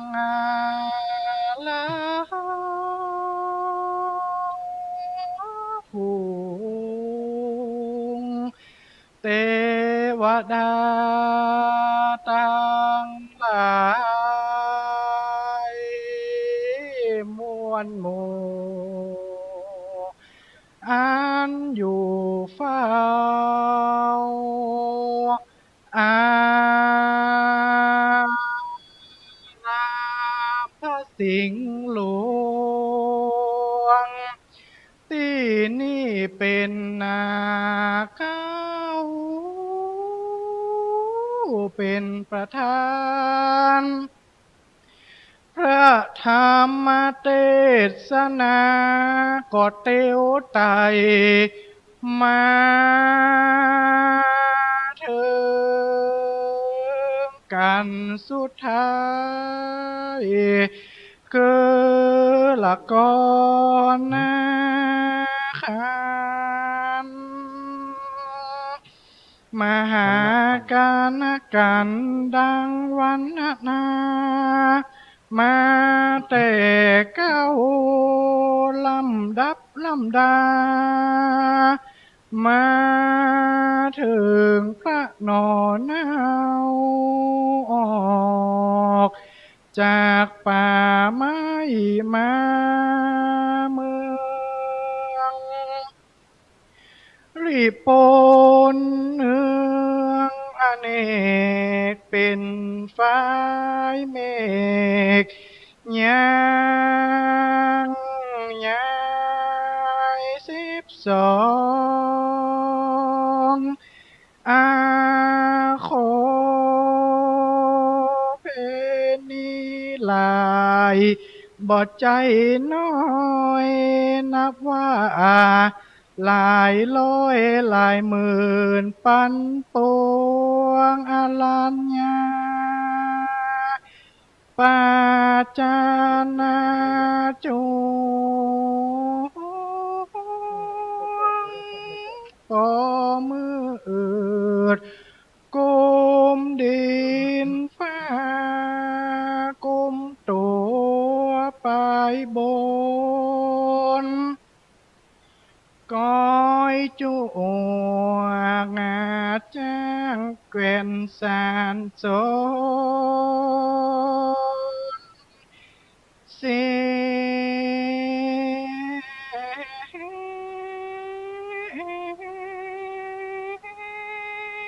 ดนตรีมโหลิลมปานาโกสนันปื้นดงดอยเสียงโกดก้อยปีนปาดเสียงก้องแห่น้ำปนบัดนี้ขออาราธนานิมนต์ลูกศิษย์พระมุนีตนสักสวัสดขึ้นนั่งธรรมาสแล้วเทศนาขอใส่ละบำกาบเก้าและกาบไป1บัง2บังอิดในก็ยังหันนอเตเสตุกรรมปิมังปัจจังอาราธนานังกะโลมา ส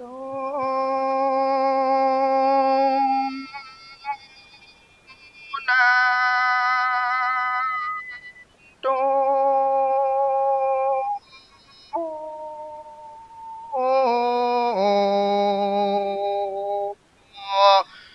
ฟั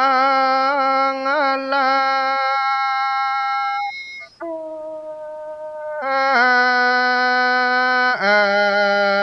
จง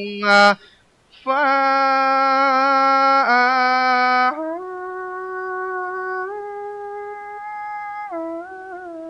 งลา สัทธาตังลา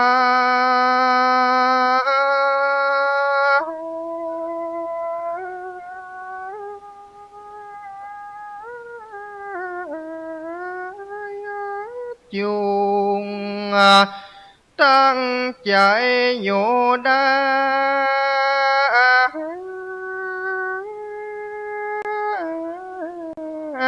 ฟังตั้งเด็กหญิงใจหลวงไหลใหญ่น้อยเท่าแก่สลา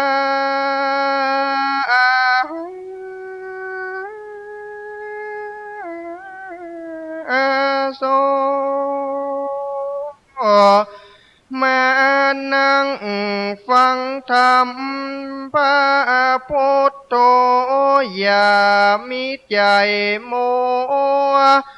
โห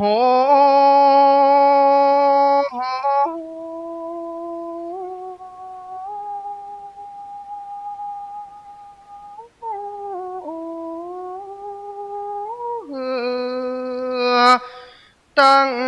จิตใจมโนอย่าได้ไหวหวันเซิงอย่าได้เองเสาพระวิหารเติง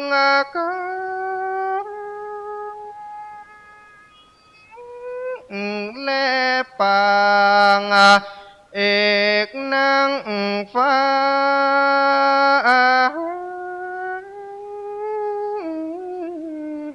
ธรรมอย่าได้เบ็ดหน้าเบ็นหลังตามมาทำธรรมเกริยังไปหลายแบบเบา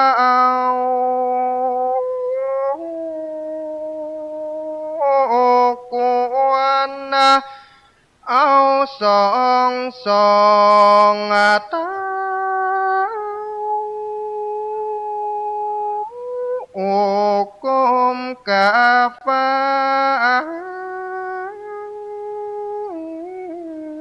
ธรรมย่อมือสิมาเนโอต่างบนเสียสา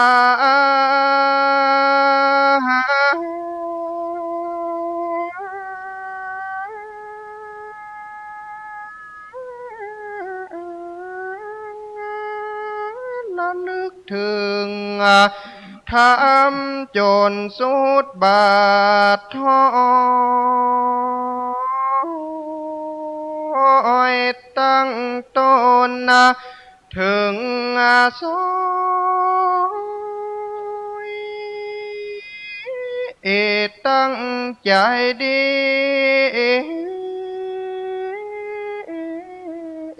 ดีเข้ามาปั๊มเป็น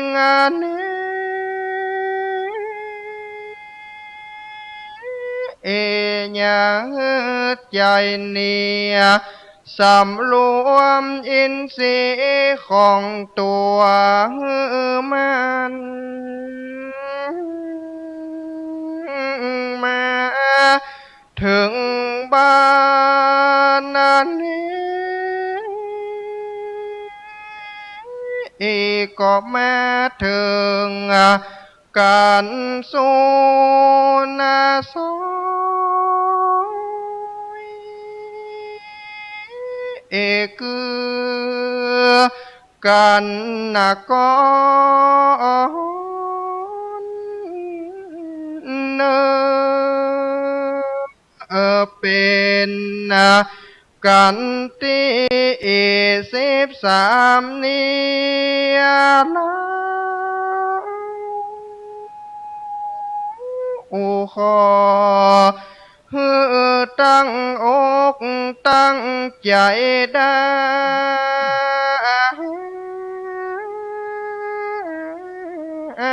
ฟังก็มีวานานี้แน่เด้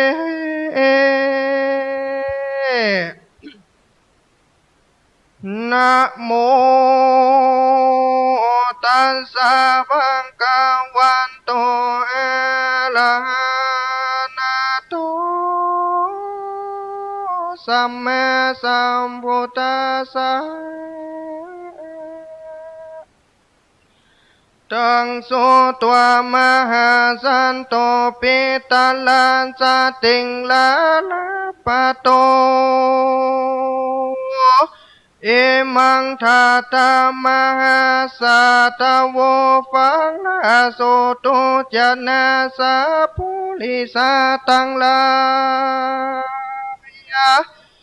จงจางฟังนิยายอันวิเศษจากห้องเหตุนกรกันส่วนปานักธรรมตนสังสวัสนาเวสันตะละละลาดบวนบาน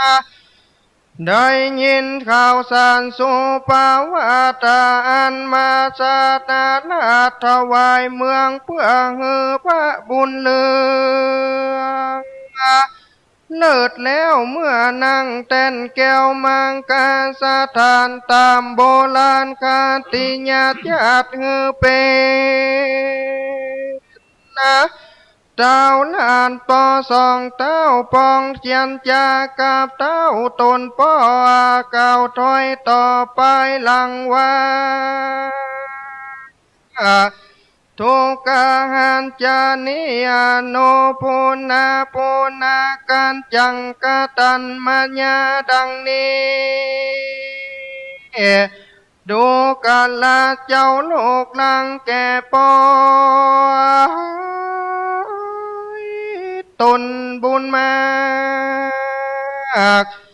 ป้อนเนกากาศจากปัญญาเหตุฟังกรรมจะหมอกรรมสอนสอแก่เจ้ามือได้คำเจ้าบุญเลืองเจียนจะได้ปาดภาคมาเมืองมาเจ้าบุญตาบ่มีโตดป้อนิสนกาตำผิดเป็นตูนจาริตอันใหญ่อาศัยนิใจจังดีเฮือเสียสิตนลูกเป็นตีถูกดูถูกแก่คนต่างอะไรป้อนนี้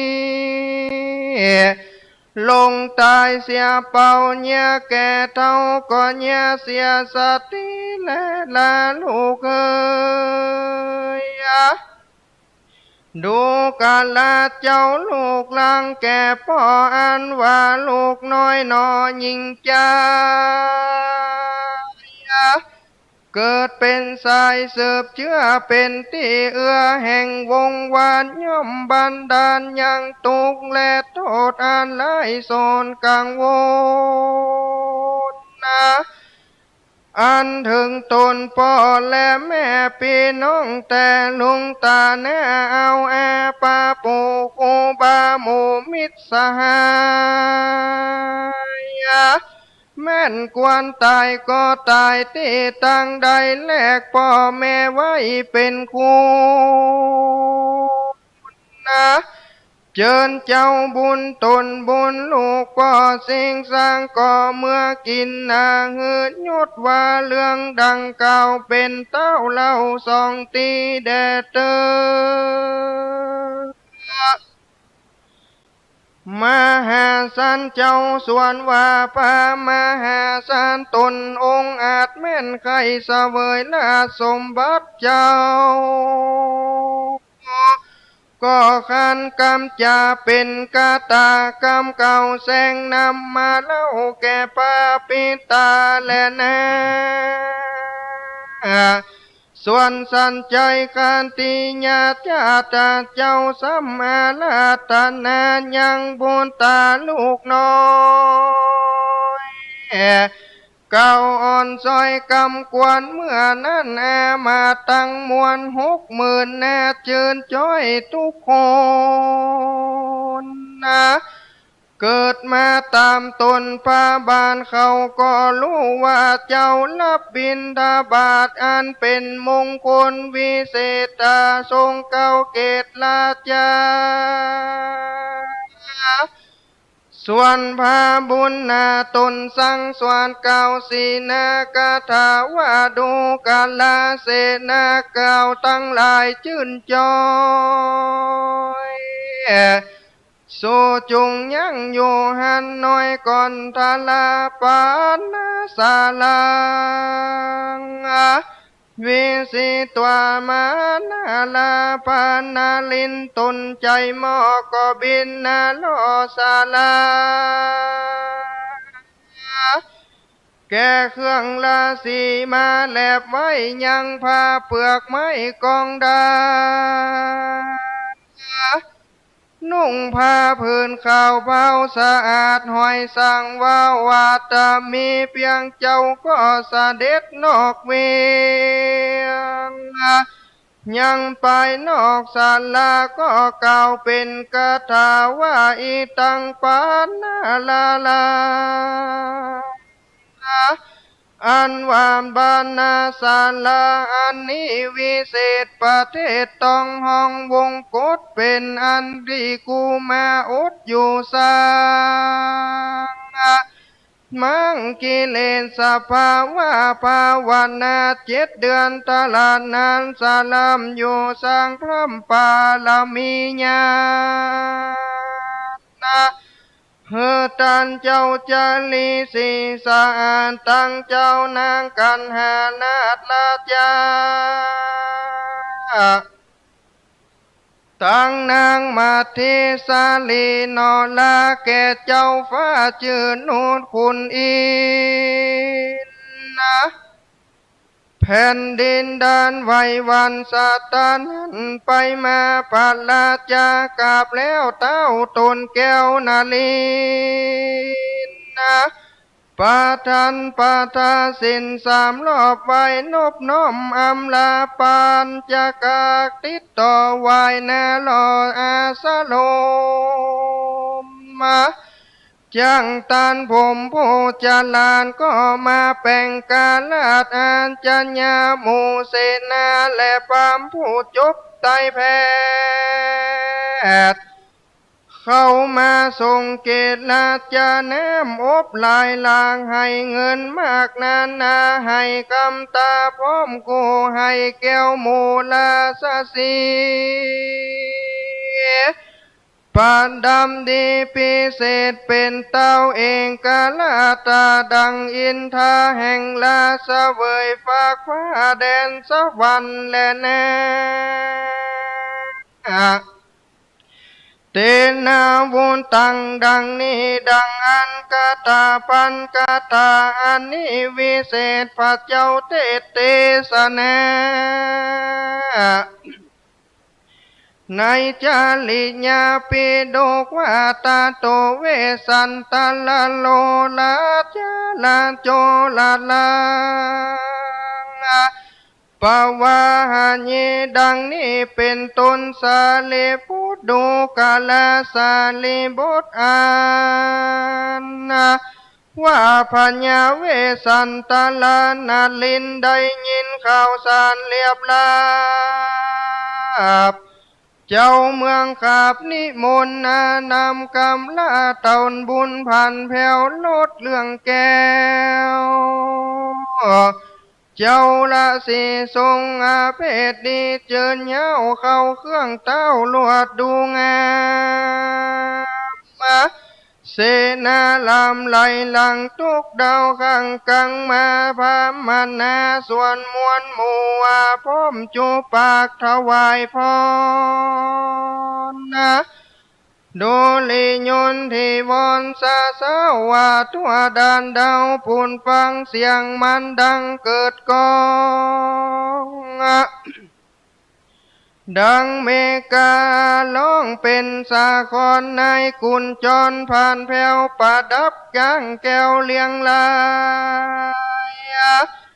นำมาถวายพระบาทไทยอันจิมไก่ปานาเลนพระภูมินเลิศแล้วสะพายดาบแก้วสลีกันใจสิมีใสสะอาดหลายสิ่งเป็นเจ้ายิ่งสมานเกิดนั่งบนคืนนั่งบนจ้างสานตัวอ่านกาพุ่มสานดานมุมบนอ่านว่าตนมา60,000ชื่นจ้อยจูกนละจะตาเกิดมากามตนพระบานเข้าเครื่องอ่านโนการเป็นบริวารแวดล้อมออมที่จังภูงใจนางกัญญาหลายมวลมากพร้อมโจภาคนานาจวนกันมาจูดาวตั้งลูกเต้าลานพัญญาตั้งเสนาและอามาตย์ตั้งปัจจาราษฎรและเศรษฐีนิมนต์นางมัทธีนอนเอาลาลาตนาเจ้าสิกปงแล้วก็ทรงเก้าเกตลาจาพิเศษเบิกใบสีฮดหล่อดีเลิศแล้วควรเป็นนางแก้วเตรียมเมืองและนาตามังทังปะกาเสนาโททัตถาอาหาสิสันหาโตสุวิจโตสัพพลังกาลาโพสิโตลาจนาเพ่งกเวโดลาปิกุตังหลายอันว่าพัญญาเวสันตลาบวงบาตาลำสำละตนการเกตกาวทรงพาเครื่องอาลังการเครื่องบริวารสมสอดแล้วสะปายดามกาสลีกันใจลานสามีใส่มา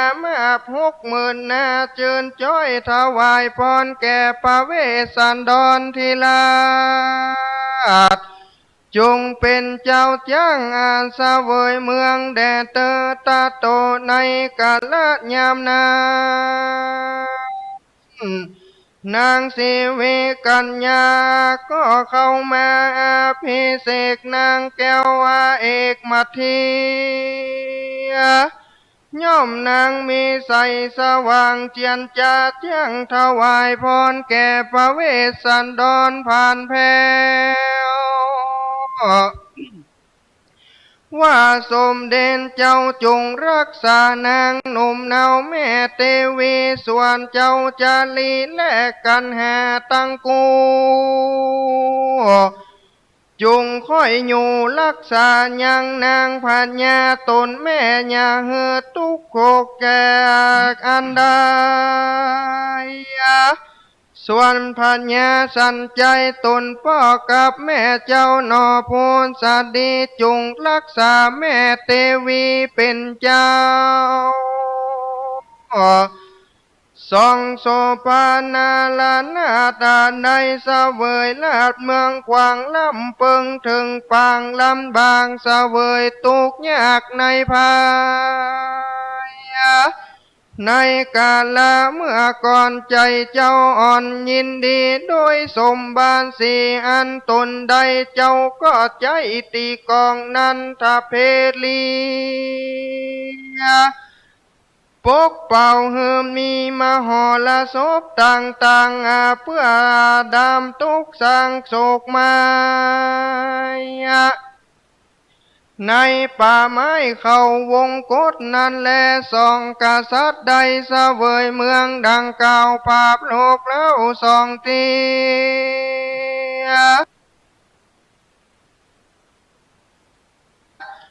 เจ้ายินดีจืนนาจอยได้พบลูกน้อยสองสลี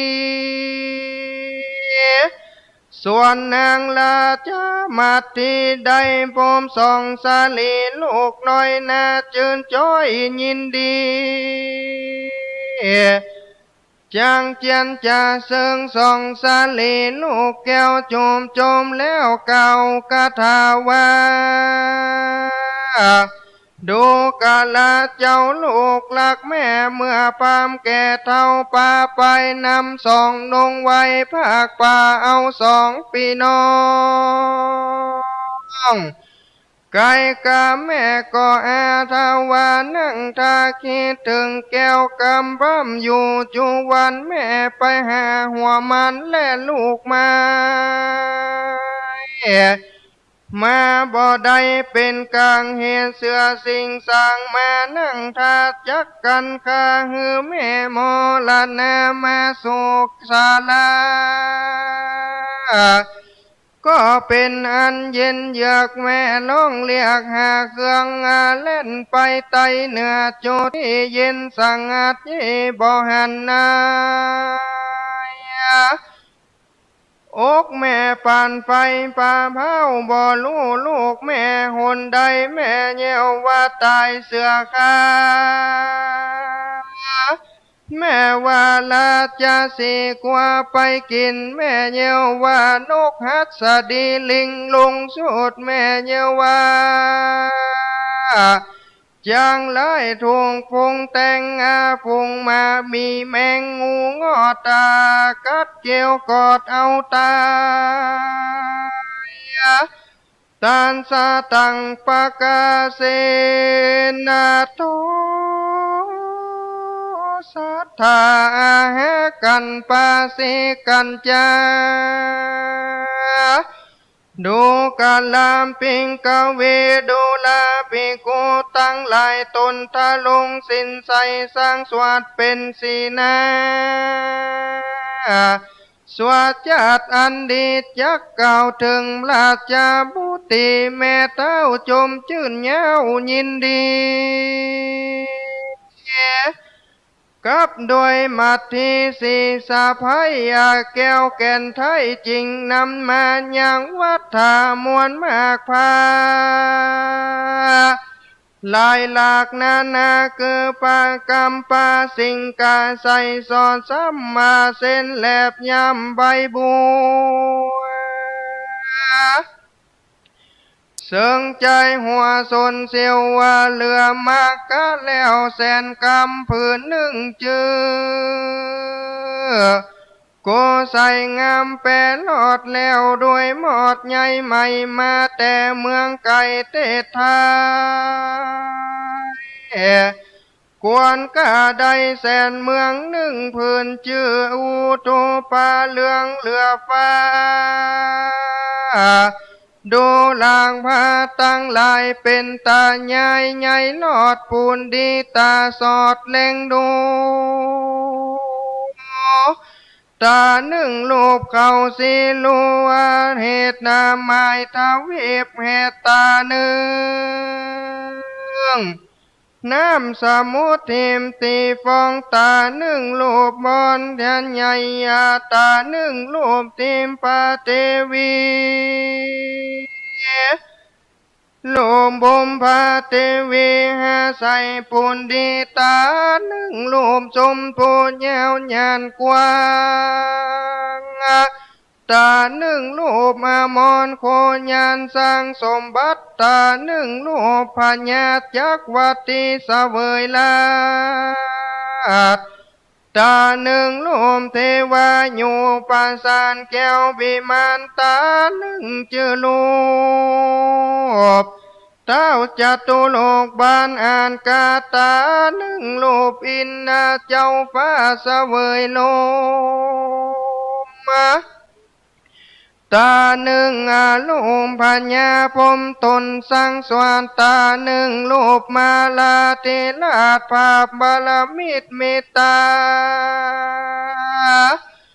วาสาวติตาหนึ่งรูปกินลีอ่อนเป็นไรยาตาหนึ่งรูปกินร้อนไหลเจยโจมาตาหนึ่งรูปยิงใจสมสู่สังตาหนึ่งรูปแมงล้างหรือแว่นแยงเงาตาหนึ่งรูปแม่กำลังเอาของจ้างตาหนึ่งรูปบ่าวสาวสร้างการเลือนตาหนึ่งรูปปอกกาเดินเตียวเตะตาหนึ่งรูปแม่น้ำเดินดินเขตแดนเหล่าตาหนึ่งอารมณ์สะเปางาวาตาตาหนึ่งรูปจ้างลาดงใบตาหนึ่งรูปเนื้อไปเป็นหมูตาหนึ่งรูปมาอยู่ศาลาตาหนึ่งรูปสิงเสือดาแอวเล่นตาหนึ่งรูปปากกระต่ายเต้นดินดงตาหนึ่งรูปลาจ้าหงบินอากาศตาหนึ่งรูปกุญจรเมามัวตาหนึ่งรูปเศตาพันงาเผือกจ้างเผือกกาตาหนึ่งรูปเลือกเดือนดาวตาหนึ่งรูปพระจันทร์ใส่ข้าวซองตาหนึ่งรูปนางยำปล่อยกองใจตาหนึ่งรูปแม่ไม้ให้หาผัวตาหนึ่งรูปงัวอสุมพลาตาหนึ่งรูปกวางฟานและนักน้ำตาหนึ่งปองอานอปองนางจำตาหนึ่งรูปแม่น้ำลายจริงไขวันทาพาพื้นอันประเสริฐจังเกินแก่โคมลาจาจิมแผ่นผ้าพื้นแป้งปึงใส่ข้าโอมคำแดงเลิศแล้วแม่จริงใจเป็นไปถวายแก่แก้วมาทีสมนางดีใครใจจ้าเยอะเครือพาขวาทรงก่อนเยอะดูงามมากนักหนาตาโตมังกากาโยลังอากาตังมันนิเมกาลังแหวนกำลงสูบสอดนิ้วนางนาดสาแองแก้วขาดใบสีซอยสังวานวดีสมซอยแล้วประดับด้วยแก้วมากมวลมีนางพุทธดีอาเขาเป็นแม่เต้าบลมวนมีใจจมชื่นแล้วเมื่อปอนแก้วลาจามัดที่ทรงพระพื้นดีสะอาดกวนแก่นางเต้าลาเทวีสมนางดีเลิศลากวนดังนางฟ้าอยู่แหล่งลาส่วนนางพุทธดีตนแม่ก็ใจไปถวายแก่นางมาทีคือมางปานดำดีลามลอยประดับซอยสังวานดูเจียงคันใจจ้าใส่สองแน่จำนามาตั้งเกิมคำลองบาตากวนแก่นางนาดอุดมสองนอง งามกำดานแก้วมุกมานสะเองเป็นของแปลงนางนาไทยนาลูกสะพ้ายเคยทรงประดับองค์ฮือตลอดอย่าฮือลอดลอนายาตามเปิงใจจัดใจแก่ลูกสะพ้ายลาดยามาทีสมนางดีเจิญเย้าแขนศอกเม้างามโคมานางนาสานอมรับใจก็แม่นั่งไก่ถวายสารนาเป็นบริวารแวดเฝ้าจุงปากพร้อมยินดีส่วนลาปัญญาสีกันใจบรมนาถจากหือโอกาสแก่มนตรี12อันโคเบนีสังสวัสดเต้าก็ปงลาดองค์การมอบรางวัลหลายสิ่งเล่นมหรสพยิ่งเมื่อนานพ่องก็ฟันเจิงฟ้อนเจิงดาบล้างพ่องก็กราบนอนลืนลางพ่องก็เกินเรือใหญ่ลางพ่องก็ไต่ลาเบียงนางพ่องกะสังสะเลือนเกินปืนอากาศตากลางหาวล้างพ่องก็เป่าสันดามาล้างพ่องก็พามฟันแต่งล้างพ่องก็แต่งคอหอกกาล้างพ่องก็ตอกเต้างายพ่องก็เล่นลายดังอัน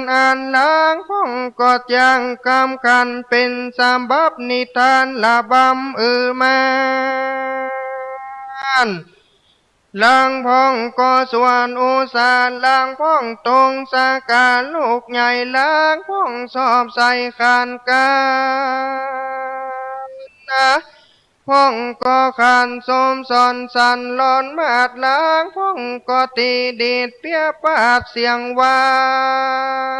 น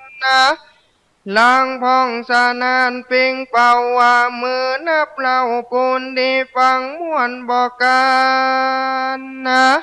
ม่วนปอการดังตื่นเต้นการลือเล่นลายสันเสียงนันเอกอาภิเษกเต้าเมืองลีพ้นเรื่องเต็มเถื่อนผู้ดอยเกินป่าในดงตันป่าไม้นับว่าได้12โคเป็นนีเบิกบายสีป่าบาทนาขนาดแต่และนาเพลงกาเวดูกาลาปิกุตั้งหลายอันตะลงสินใสปริญญาเป็นโคเป็นกินาสวัสดิ์ญาติอละหันตาอันว่าหมูมีกามวลมากเต็มจูภาคหิมมาปามีใจบานโจมชื่นตัวใหญ่น้อยยืนยินดีบ่ละวีเกียรติเก่าบ่ทำโทษกาเบียดเบียนกันโดยเมตตาตามเต้าทอดไม่ตีลอดคนจูผู้เขายินดีหุ่มกว่าเล่นตัวป่าปนาลายนกตางลายมวนหมู่ล่องสะโซนยามสาขาบนจิมไก่เนื้อหมูไม้นาโดยเมตตาฟังธรรมมวลมากาจุโตห่างสะเทียนบ่เบียดเบียนเกียนกาบอกกระทำการละหิงสาหมูมิกาในเถื่อน2ตัวเพื่อนจอมกันในเห็มมาวันป่ากวางสารเสมสังอาศัยเนื้อน้อยมีใจซบเศร้าอยู่บ่ลองกู้ขาน สยบนั้นบ่ร้องเปียปีกนกหัวซ้อนมัวเมาปางเมื่อพระองค์เราเวสันตะละลาเจียนจากอาวาสเมืองเตชยาบุญเรืองลือทุกอาสุขทุกเมื่อลืมการเต้าผู้บานสนใจเต้าเบาก็ฮือล้นเท่าเต้าหิมมาปานพร้อมเสงสร้างจูสิ่งเดือนหนึ่งจริงบัวละมูนะกาละกวนกาเต้าเจ้าว่าจักนำลูกเต้าเมื่อมือเต้าบนเรืองยาสักใหญ่ก็แต่งใจไปหายังเสนาผู้สลัดอันเต้าลาใส่ไว้ตั้งตาว่าตั้นจุงลีลาไปก่อนเราจักผ่อนตัวตามาคนที่ตามกายลังหมู่แม่ตั้งแถวไปหมู่จ้างใจใส่เลือดแล้วหมู่ลดแก้วแกว่งควัดไก่ไปตามจ้างลำเห็นแห่คุณนางแวดแปรไปทำงาทำกังเจ้าลาจาลีนางไปนานางกันหาชอไปจอมพระเวสสันดรจอมนาดไปทัดหมู่นางแก้วลาดกันหาหมู่นางมาทีมาบอดจ้าไปทัดหมู่ฟ้าเจ้าฟ้าเสวยเวสสันดรโมปาปูตอนอาตาตัวผู้ไปทัดหมู่นางแก้วลาดยามาทีหมู่นางพูนจัดดีตนแม่ไปจอมแก่ตันตางอะไรหมู่ยิงใจไปลบหลังหมู่ไปซาสู้ซาแสนเต็มจูแดนจริงตัญญานาแต่งปังยังดังแยงแน่เขาว่าเราแกงลายหลากจินป่ามากจูดกลางกินเมื่อปานาลินเสวยลาดจางอาวาดเมืองนั้นปานันแลลาดจติโตส่วนพันแยสันใจยศใหญ่เอาลีปนไตตั้งมาด้วยมากาไก่บ่โหดได้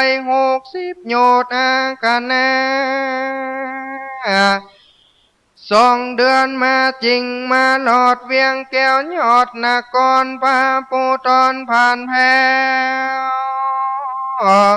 สาเด็จเข้าเวียงใจหนตั้งไก่จูลอดต่อเต่าลอดมนเทียนถึงสะเทียนอาลีญาติขึ้นปราสาทมงคลเมื่อนั้นแลตามปากาเสนาโตภิกขเวดูกัลลาภิกขุตังลายตนทาลงสินใสสังสวัสดอันว่าคาติญาลาด6 ตนเอาเลปนมาหลอนสถานอันมีปาการเวียงและเสาอินทาขินกันปาสาตางทำกลางโคนคือแวดล้อมมาปูนดีตองตาแยงเขาเล่าแกงลายหลากจินปามากโปจะแน่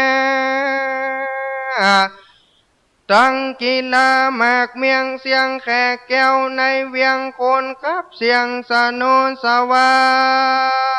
งฟ้อนเล่นจ้างปูนฟังปอหูฟังสั่งเสียงม่วนพอจูส่วนเมืองโคน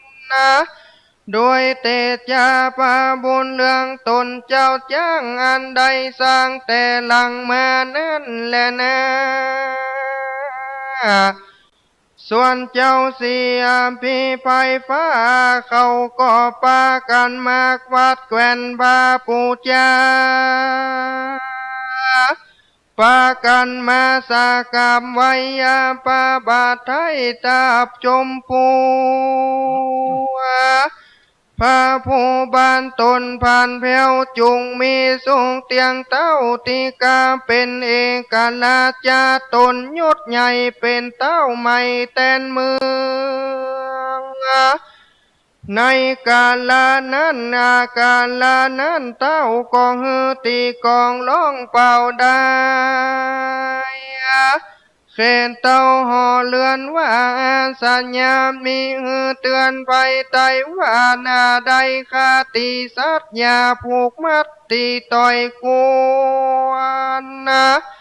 แม่นกวนกากองฮือปล่อยคนนาคนพินอัญญาอยู่คอกปูงอันตองสังกาจงปล่อยออกมาฮือเสียแม่นสัตว์เลี้ยงก็อย่าได้ขังนกหนูตั้งตัววอกจงปล่อยออกฮือเขาได้สุขอย่ากระทำทุกอันฮือสิ่งลักยิงเห็นพระจอมมิ่งมาเสวยเมืองบ่ฮือเครื่องใจวิโยชน์บ่ฮือคนเศร้าโศกกังวลฟงมัวคนหลายประมาทจุงเอากันฟังโอวาทเล่าลานี่เตอ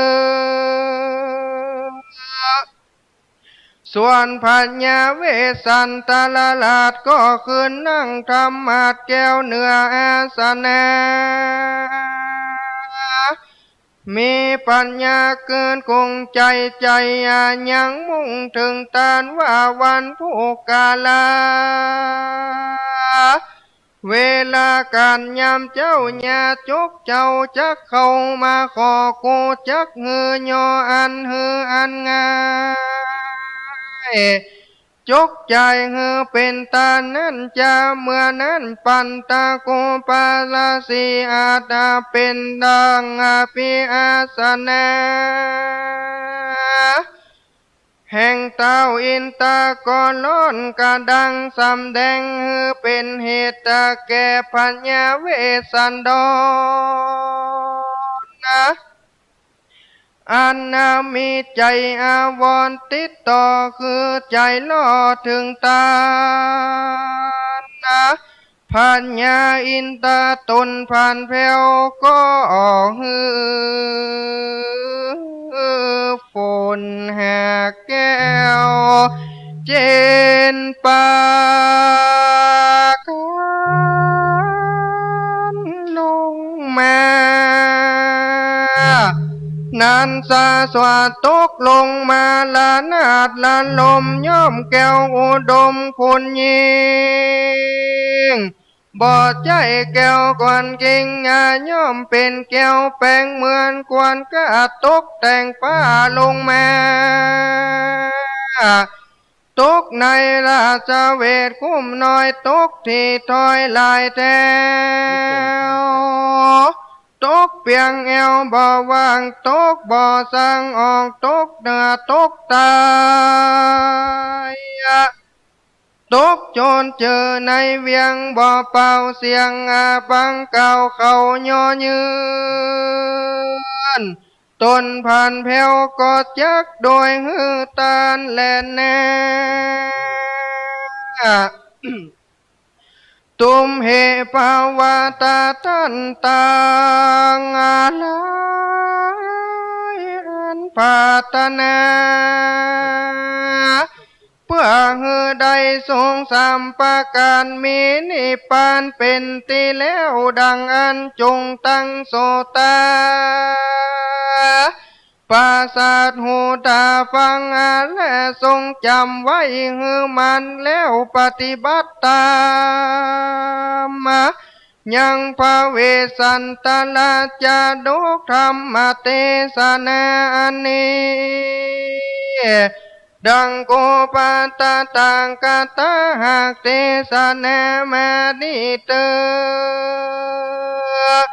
และของเฮอได้ปั๊มเป่งอย่างตานาศิลาปาวนาไปใจใจก็จังได้ถึงทรงสามปาการก็มีนิพพานเป็นที่แล้วจูโพจูโกนฟ้าลา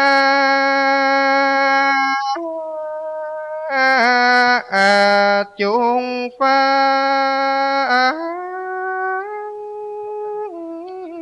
ลาสัทธาตังลา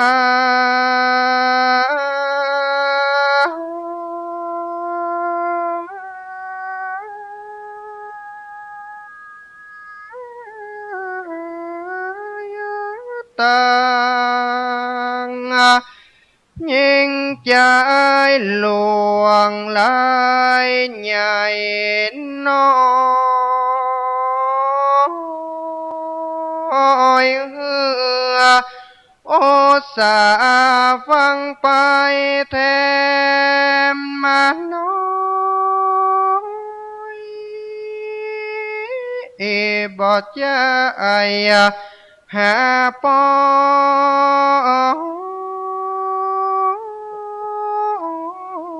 อนยาวโอสามมาเนนมอนนาน้อยเอ็ดจักปันปอนงามฮือสัตตาจูผู้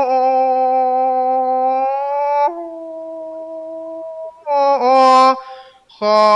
ตั้งตันผู้ลู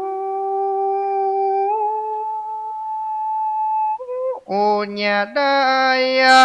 เตเสนและเนเอ็นทาอาหากาเพศพระอาพังนองสาตาสนา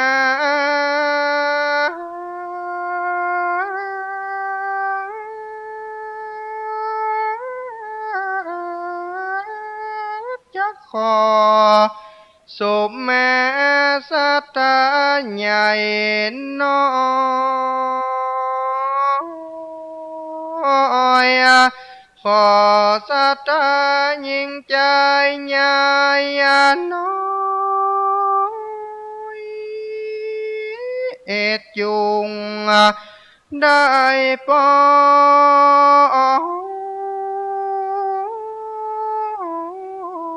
นงามโยวันโนนาสุขังตินาตา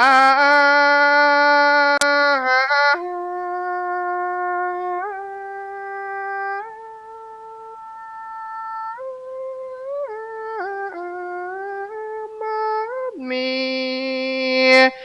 ผารังงามดังจัง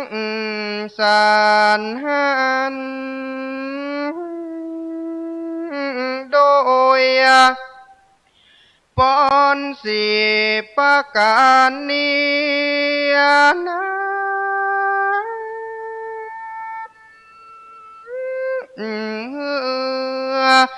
ได้กันจูผู้จูโค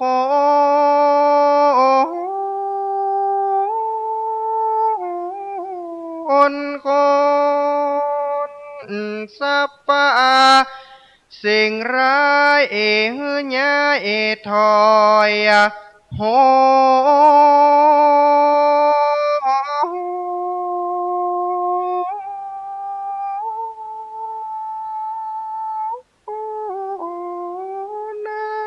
ญ ได้มาเวียนวนกับสัตตาเจ้าข้าขอมั่งมูลตูนาตาโอรามโยสันละเส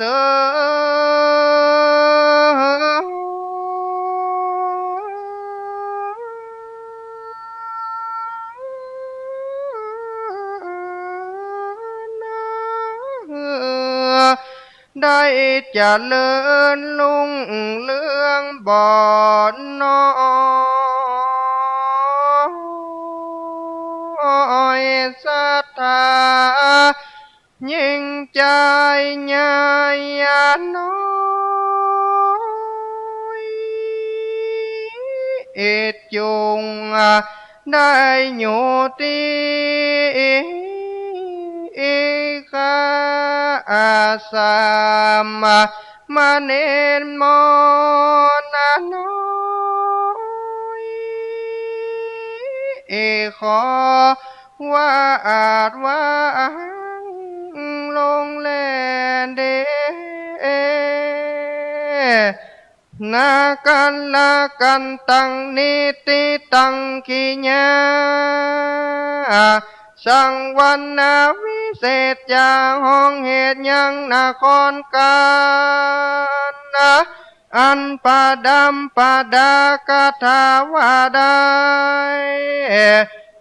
48ภาคาถาก็บังคมสมเลสาเด สาธุ สาธุ สาธุ กับพี่น้องสาธุชนทุกท่านได้สดับตรับฟังพระธรรมเทศนา ในกันสุดท้ายนะครับเป็นกันที่13ชื่อว่านครกัน48พระคาถาสำหรับกันนี้ก็เป็นการรวมของทุกปีมาอยู่ด้วยกันนะครับซึ่งแสดงโดยสามเณรกรพจน์อโนมาวัดออนกลางตำบลออนกลางอำเภอแม่ออนเป็นที่เรียบร้อยแล้วนะครับครับในโอกาสนี้ขอเชิญท่านเจ้าภาพได้ถวายจตุปัจจัยทายธรรมกันเทศแด่สามเณรกรพจน์อโนมาองค์แสดงพระธรรมเทศนาขอเชิญคุณธนพันธ์สิริโยธิพันธ์ครับท่านเจ้าภาพกันเทศในกันนี้นะครับได้เข้าถวายจตุปัจจัยทายธรรมกันเทศพ่อแม่พี่น้องท่านสาธุชนที่รับฟังอยู่ทางบ้านก็ขอได้ยกมืออนุโมทนาสาธุไปพร้อมกันนะครับเฮาได้สดับตรับฟังพระธรรมเทศนามาตั้งแต่กันที่1มาจนถึงกันที่13เป็นที่สุดซอยบรมวลจบลงไปแล้วนะครับและลำดับต่อไปนี้ก็ขอเชิญทุกท่านได้รับพรครับขอเชิญครับ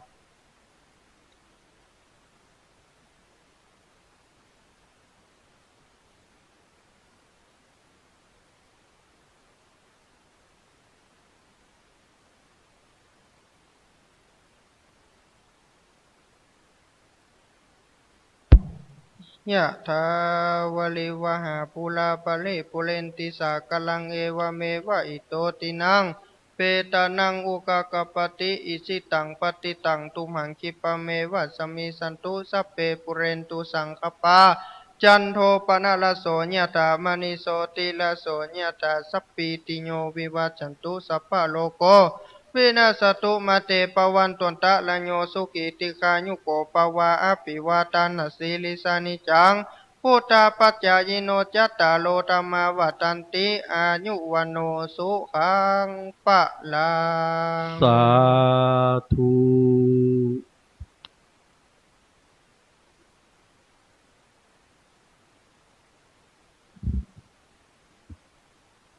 กับเรียนถวายความเคารพแด่พระเดชพระคุณ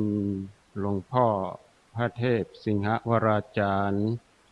หลวงพ่อเจ้าอาวาสวัดพระสิงห์วรมหาวิหารรองเจ้าคณะ จังหวัดเชียงใหม่ที่เคารพอย่างสูงศรัทธาท่านสาธุชนพุทธบริษัททุกท่านทั้งที่อยู่ในวิหารหลวงของวัดพระสิงห์วรมหาวิหารแห่งนี้ก็ดีศรัทธาญาติโยมท่านสาธุชนพุทธบริษัทที่รับฟังจากคลื่นวิทยุถ่ายทอดสดอยู่ในขณะนี้ก็ดีซึ่งการตั้งธรรมหลวงเทศมหาชาติเวสสันดรชาดก13 กันณที่วัดพระสิงห์วรมหาวิหารแห่งนี้ได้ดำเนินมาตั้งแต่เวลา6 โมงเจ้าเป็นต้นมาบัดนี้การแสดงพระธรรมเทศนาเวสสันดรชาดก13 กันรวมคาถาแล้วได้ 1,000 คาถาซึ่งเป็นสิริมงคลมังคละแก่พุทธศาสนิกชนพุทธบริษัททุกท่านที่ได้สดับรับฟังในโอกาสนี้ก่อนที่เราและท่านทั้งหลายจะได้กราบลาพระรัตนตรัยจะได้กราบนิมนต์พระเดชพระคุณหลวงพ่อพระเทพสิงหวราจารย์หลวงพ่อเจ้าอาวาสวัดพระสิงห์วรมหาวิหารรองเจ้าคณะจังหวัดเชียงใหม่ได้กล่าวสัมโมทนิยกถาอนุโมทนาในการ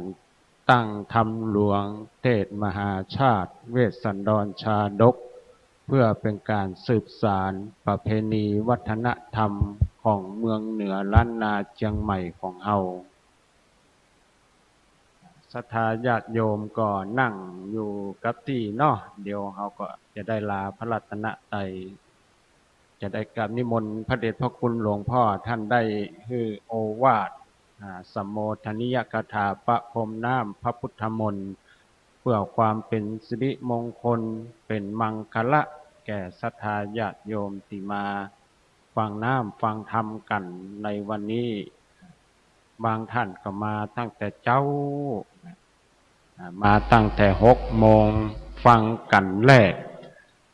มาจนถึงกันที่13กันสุดกันซ้อยกันชัยยะมงคลกันดิษฐิมงคลวันนี้ก็พระเดชพระคุณหลวงพ่อได้ประพรมน้ำพระพุทธมนต์เป็นมังคละก่อนแล้วก็หลวงพ่อจะได้ฮือโอวาทข้อคิดแล้วก็ได้ฮือศีลฮือปอนแก่ศรัทธาญาติโยมในช่วงที่พระเดชพระคุณหลวงพ่อท่านได้ประพรมน้ำพระพุทธมนต์นี้ก็ขออนุญาตสรุปการแสดงพระธรรมเทศนาในเนื้อหาใจความแห่งธรรมเวสสันดรชาดกซึ่งเป็นพระชาติสุดท้ายคือชาติที่10ของพระโพธิสัตว์ชาติสุดท้ายคือพระเวสสันดรสิ้นบุญจากพระเวสสันดรจึงได้ตรัสมาเป็นองค์สมเด็จพระสัมมาสัมพุทธเจ้าในพระเวสสันดรชาดกเริ่มตั้งแต่กันที่1ทศพรนั้นได้กล่าวถึงพระอินทร์ประทานพรแก่พระนางพุทธดีก่อนที่จะจุติลงมาเป็นพระราชมารดาของพระเวสสันดรมาในกันที่2กันหิมพานต์เป็นกันที่พระเวสสันดรได้บริจาคทานจ้างปัจจัยนาคจนประชาชนชาวสีพีมีความโกรธแค้นจึงขับไล่ให้ไปอยู่เขาวงกฏมาในกันที่3นั่นคือกันทานกันเป็นกันที่พระเวสสันดรได้แจกมหาสัตทานคือการแจกทานครั้งยิ่งใหญ่มาในกันที่4วรรณประเวทเป็นกันที่4กษัตริย์เดินดงป่ายประพักสู่เขาวงกฏมาในกันที่5เป็นกันที่ชูชกได้นางอมิตตามาเป็นภริยาและมาจะได้โอรสและธิดาพระเวสสันดรมาเป็นทานมาในกันที่6จุลโปนเป็นกันที่พราหมณ์เจตบุตรลงชูชกและกันที่7มหาโปนเป็นกันป่าใหญ่ มาในกันที่8กันกุมารบันเป็นกันที่พระเวสสันดรทรงได้ทาน2โอรสแก่เท่าชูชกกันที่9กันมัททีเป็นกันที่พระนางมัททีได้ตัดความห่วงหาอะไรในสายเลือดอนุโมทนาทานโอรสทั้ง2แก่ชูชกกันที่10สักบันเป็นกันที่พระอินทร์จำแรงกายเป็นพราหมณ์มาขอพระนางมัททีแล้วสลบลงเมื่อได้ได้พบกันที่11มหาราชเป็นกันที่เทพเจ้าจำแรงองค์ธนุบำรุงขวัญ2กุมารก่อนเสด็จนิวัตถึงมหานครสีพีกันที่12ชกติเป็นกันที่ทั้ง6กษัตริย์ถึงวิสัญญีภาพสลบลงเมื่อได้พบหน้าณอาสมดาบสที่เขาวงกฏจนในที่สุดมาในกันที่13นครกันเป็นกันที่6กษัตริย์ได้นำโยธาทัพเสด็จนิวัตพระนครสู่พระเวสสันดรได้ขึ้นครองราชย์แทนพระราชบิดาเป็นระดับต่อมาและได้สิ้นบุญจากพระเวสสันดรมาเป็นองค์สมเด็จพระสัมมาสัมพุทธเจ้า กล่าวขอกราบนิมนต์พระเดชพระคุณหลวงพ่อพระเทพสิงหวราจารย์ได้กล่าวสมโภชนิยกถาอนุโมทนาแก่ศรัทธาญาติโยมด้วยความเคารพอย่างยิ่ง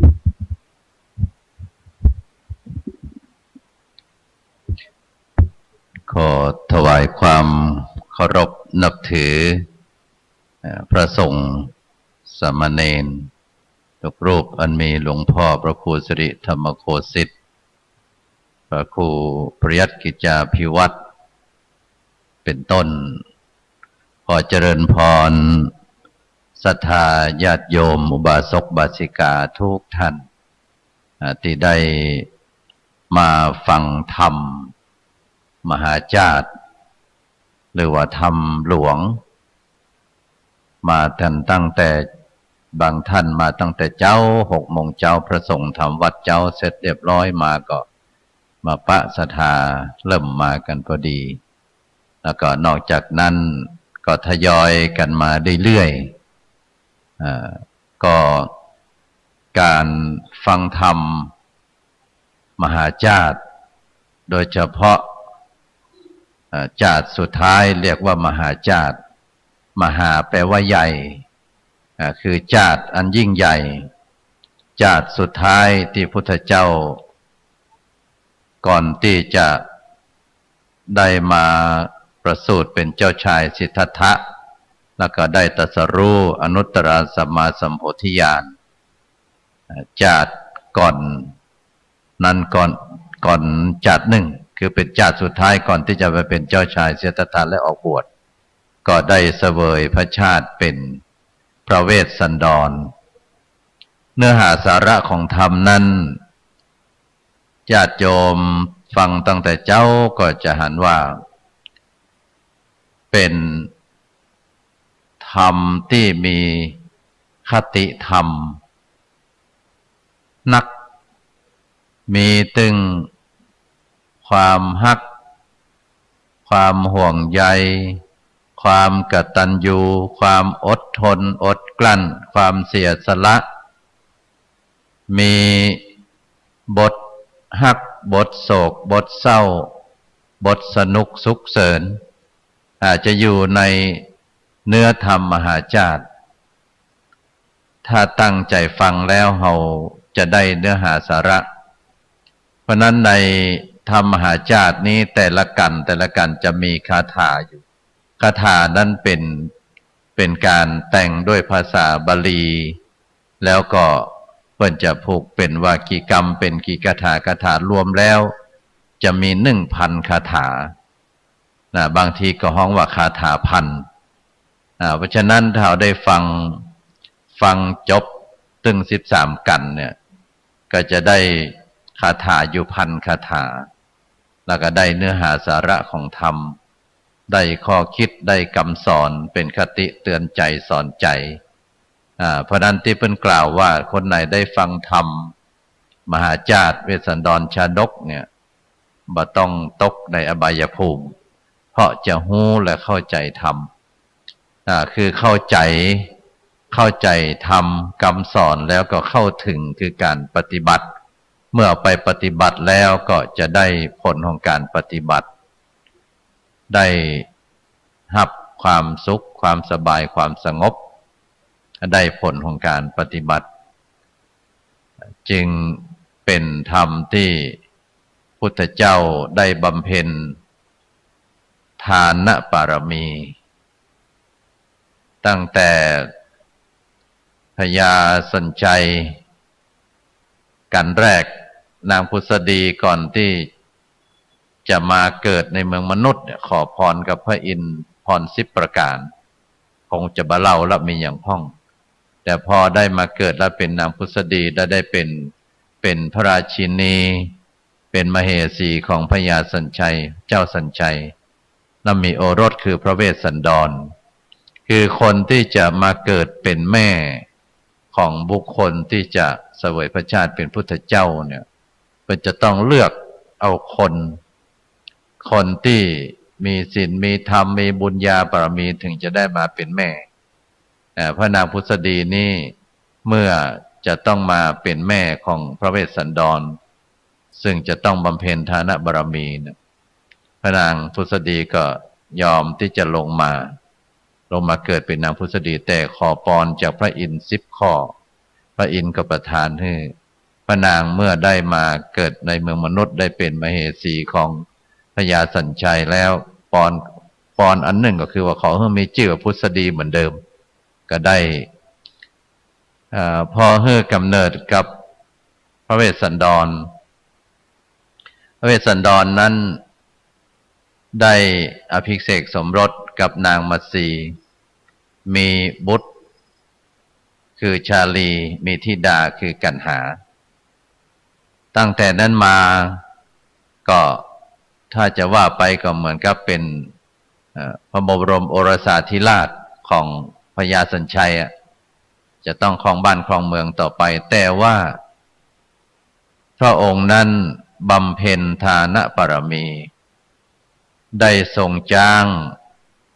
ออกเมืองมาเมืองกลิงคราชเป็นเมืองที่แห้งแล้งกันดารคนทุกข์คนอดคนกั้นคนอยากมีพราหมณ์ปากันเข้ามาขอจ้างพระเวสสันดรขณะที่ทรงจ้างอยู่หันความทุกข์ความยากของคนแห่งเมืองหนึ่งอดกั้นอดอยากก็เลยพระราชทานจ้างขึ้นไปพอจ้างไปแล้วเนี่ยจ้างนั้นเป็นจ้างปัจจยนาเคนเป็นจ้างมีบุญบารมีบุญญาบารมีถ้าไปพราหมณ์เหล่านั้นว่าถ้าได้จ้างตัวเนี้ยเชือกเนี้ยไปอยู่เมืองกลิงคราชแล้วฝนจะตกต้องตามฤดูกาลบ้านเมืองจะชุ่มจะเย็นคนจะพ้นจากการอดอยากแค้น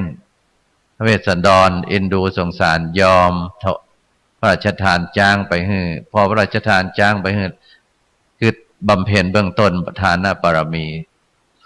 ปรากฏว่าเจ้าบ้านเจ้าเมืองโกรธเคืองขุ่นเคืองใจว่าเอาจ้างกูบ้านกูเมืองไปพระราชทานให้เมืองอื่นก็ปากันร้องเรียนมายังพญาสัญชัยว่าพระเวสสันดรนี่ทำบ่ถูกเอาจ้างกูบ้านกูเมืองไปตานเนื้อเปิ้นแต่ความคิดของพระเวสสันดรคืออินดูเปิ้นเพราะแห่งเมืองหนึ่งอดกั้นอดอยากเป็นเมืองที่แห้งแล้งคนล้มคนตายทีนี้เมื่อเอาจ้างไปตานอย่างนั้นแบบเจ้าบ้านเจ้าเมืองบ่พอใจพญาสัญชัยแม้จะฮักพระเวสสันดรสักแค่ไหนเป็นลูกในอกแต่เมื่อเจ้าบ้านเจ้าเมืองร้องเรียนอย่างนั้นพระองค์ก็ต้องจำเป็นต้องรักษาธรรมคือต้องทำให้เจ้าบ้านเจ้าเมืองหายความขุ่นเคืองก็ถือว่าพระเวสสันดรเมื่อเจ้าบ้านเจ้าเมืองหันว่ามันพิษก็เลยเนรเทศพระเวสสันดร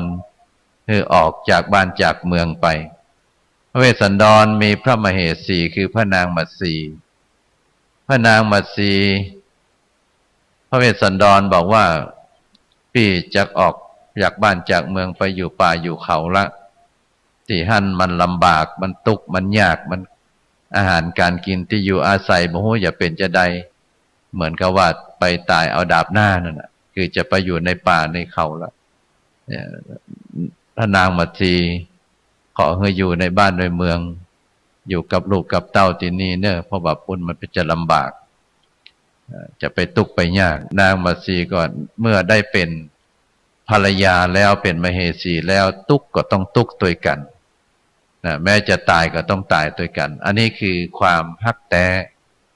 ถึงข่าวตุกข์ก็ต้องตุกข์ด้วยกันถึงข่าวสุขก็สุขด้วยกันนางมัตสีบ่ยอมอยู่บ้านอยู่เมืองเมื่อพระสวามีออกไปอยู่ป่าอยู่ไผ่ก็ขอไปอยู่ตัวนะจะตุกข์จะยากจะกั้นจะยากจะเป็นจะตายก็ขอต้องไปด้วยกัน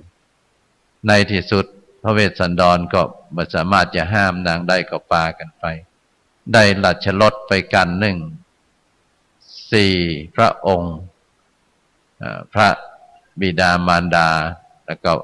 พระโอรสพระธิดาเวสสันดรพระนางมัตสีกันหาชาลีนั่งราชรถออกจากเมืองไปได้ราชรถไปเกินกลางตางมีพราหมณ์เข้ามาขอราชรถก็ตามแถม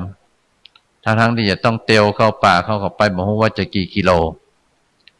ต่างจะกี่วันกี่คืนบ่ฮู้ก็เลยมอบราชรถตาลไปแหม2 คนก็คนหนึ่งอุ้มลูกแม่หญิงคนหนึ่งอุ้มลูกประจายเตียวเข้าป่าไปอยู่ในเขาวงกฏไปจำศีลกินทานต่างคนต่างอยู่ก็คือบำเพ็ญธรรมบวชเป็นฤาษีพระเวสสันดรบำเพ็ญธรรมปฏิบัติธรรมพระนางมัตสีดูแลลูกแล้วก็ไปหาผลหมากรากไม้กินหน่วยไม้หัวมันต่างอาหารการกินอันนี้คือความอดทนอดกลั้นอยู่ด้วยกันเนี่ยทุกข์ลำบากมาจนถึงเรื่องของพราหมณ์ชูชกครับชูชกที่เข้าได้นางอมิตดานางอมิตดาก็เป็นบุตรสาวที่กตัญญูต่อพ่อต่อแม่เมื่อพ่อแม่ติดหนี้ติดสินเปิ้นคือเอาเงินเอาทองเปิ้นมาใจบ่มีอย่างใจก็พราหมณ์ชูชกพราหมณ์2 คนบอกว่ามีเฮาบ่มีอย่างซากอย่างมีแต่ลูกสาวพราหมณ์ชูชกก็ตกลงจะเอาแต่ว่าพราหมณ์2 คนพ่อแม่ก็ต้องมาอู้กับนางมิตรนางมิตรดายอมที่ต้องไปแต่งงานไปอยู่กับบุคคลอันพราหมณ์ชูชกซึ่งบังงามที่สุดล่ะนะ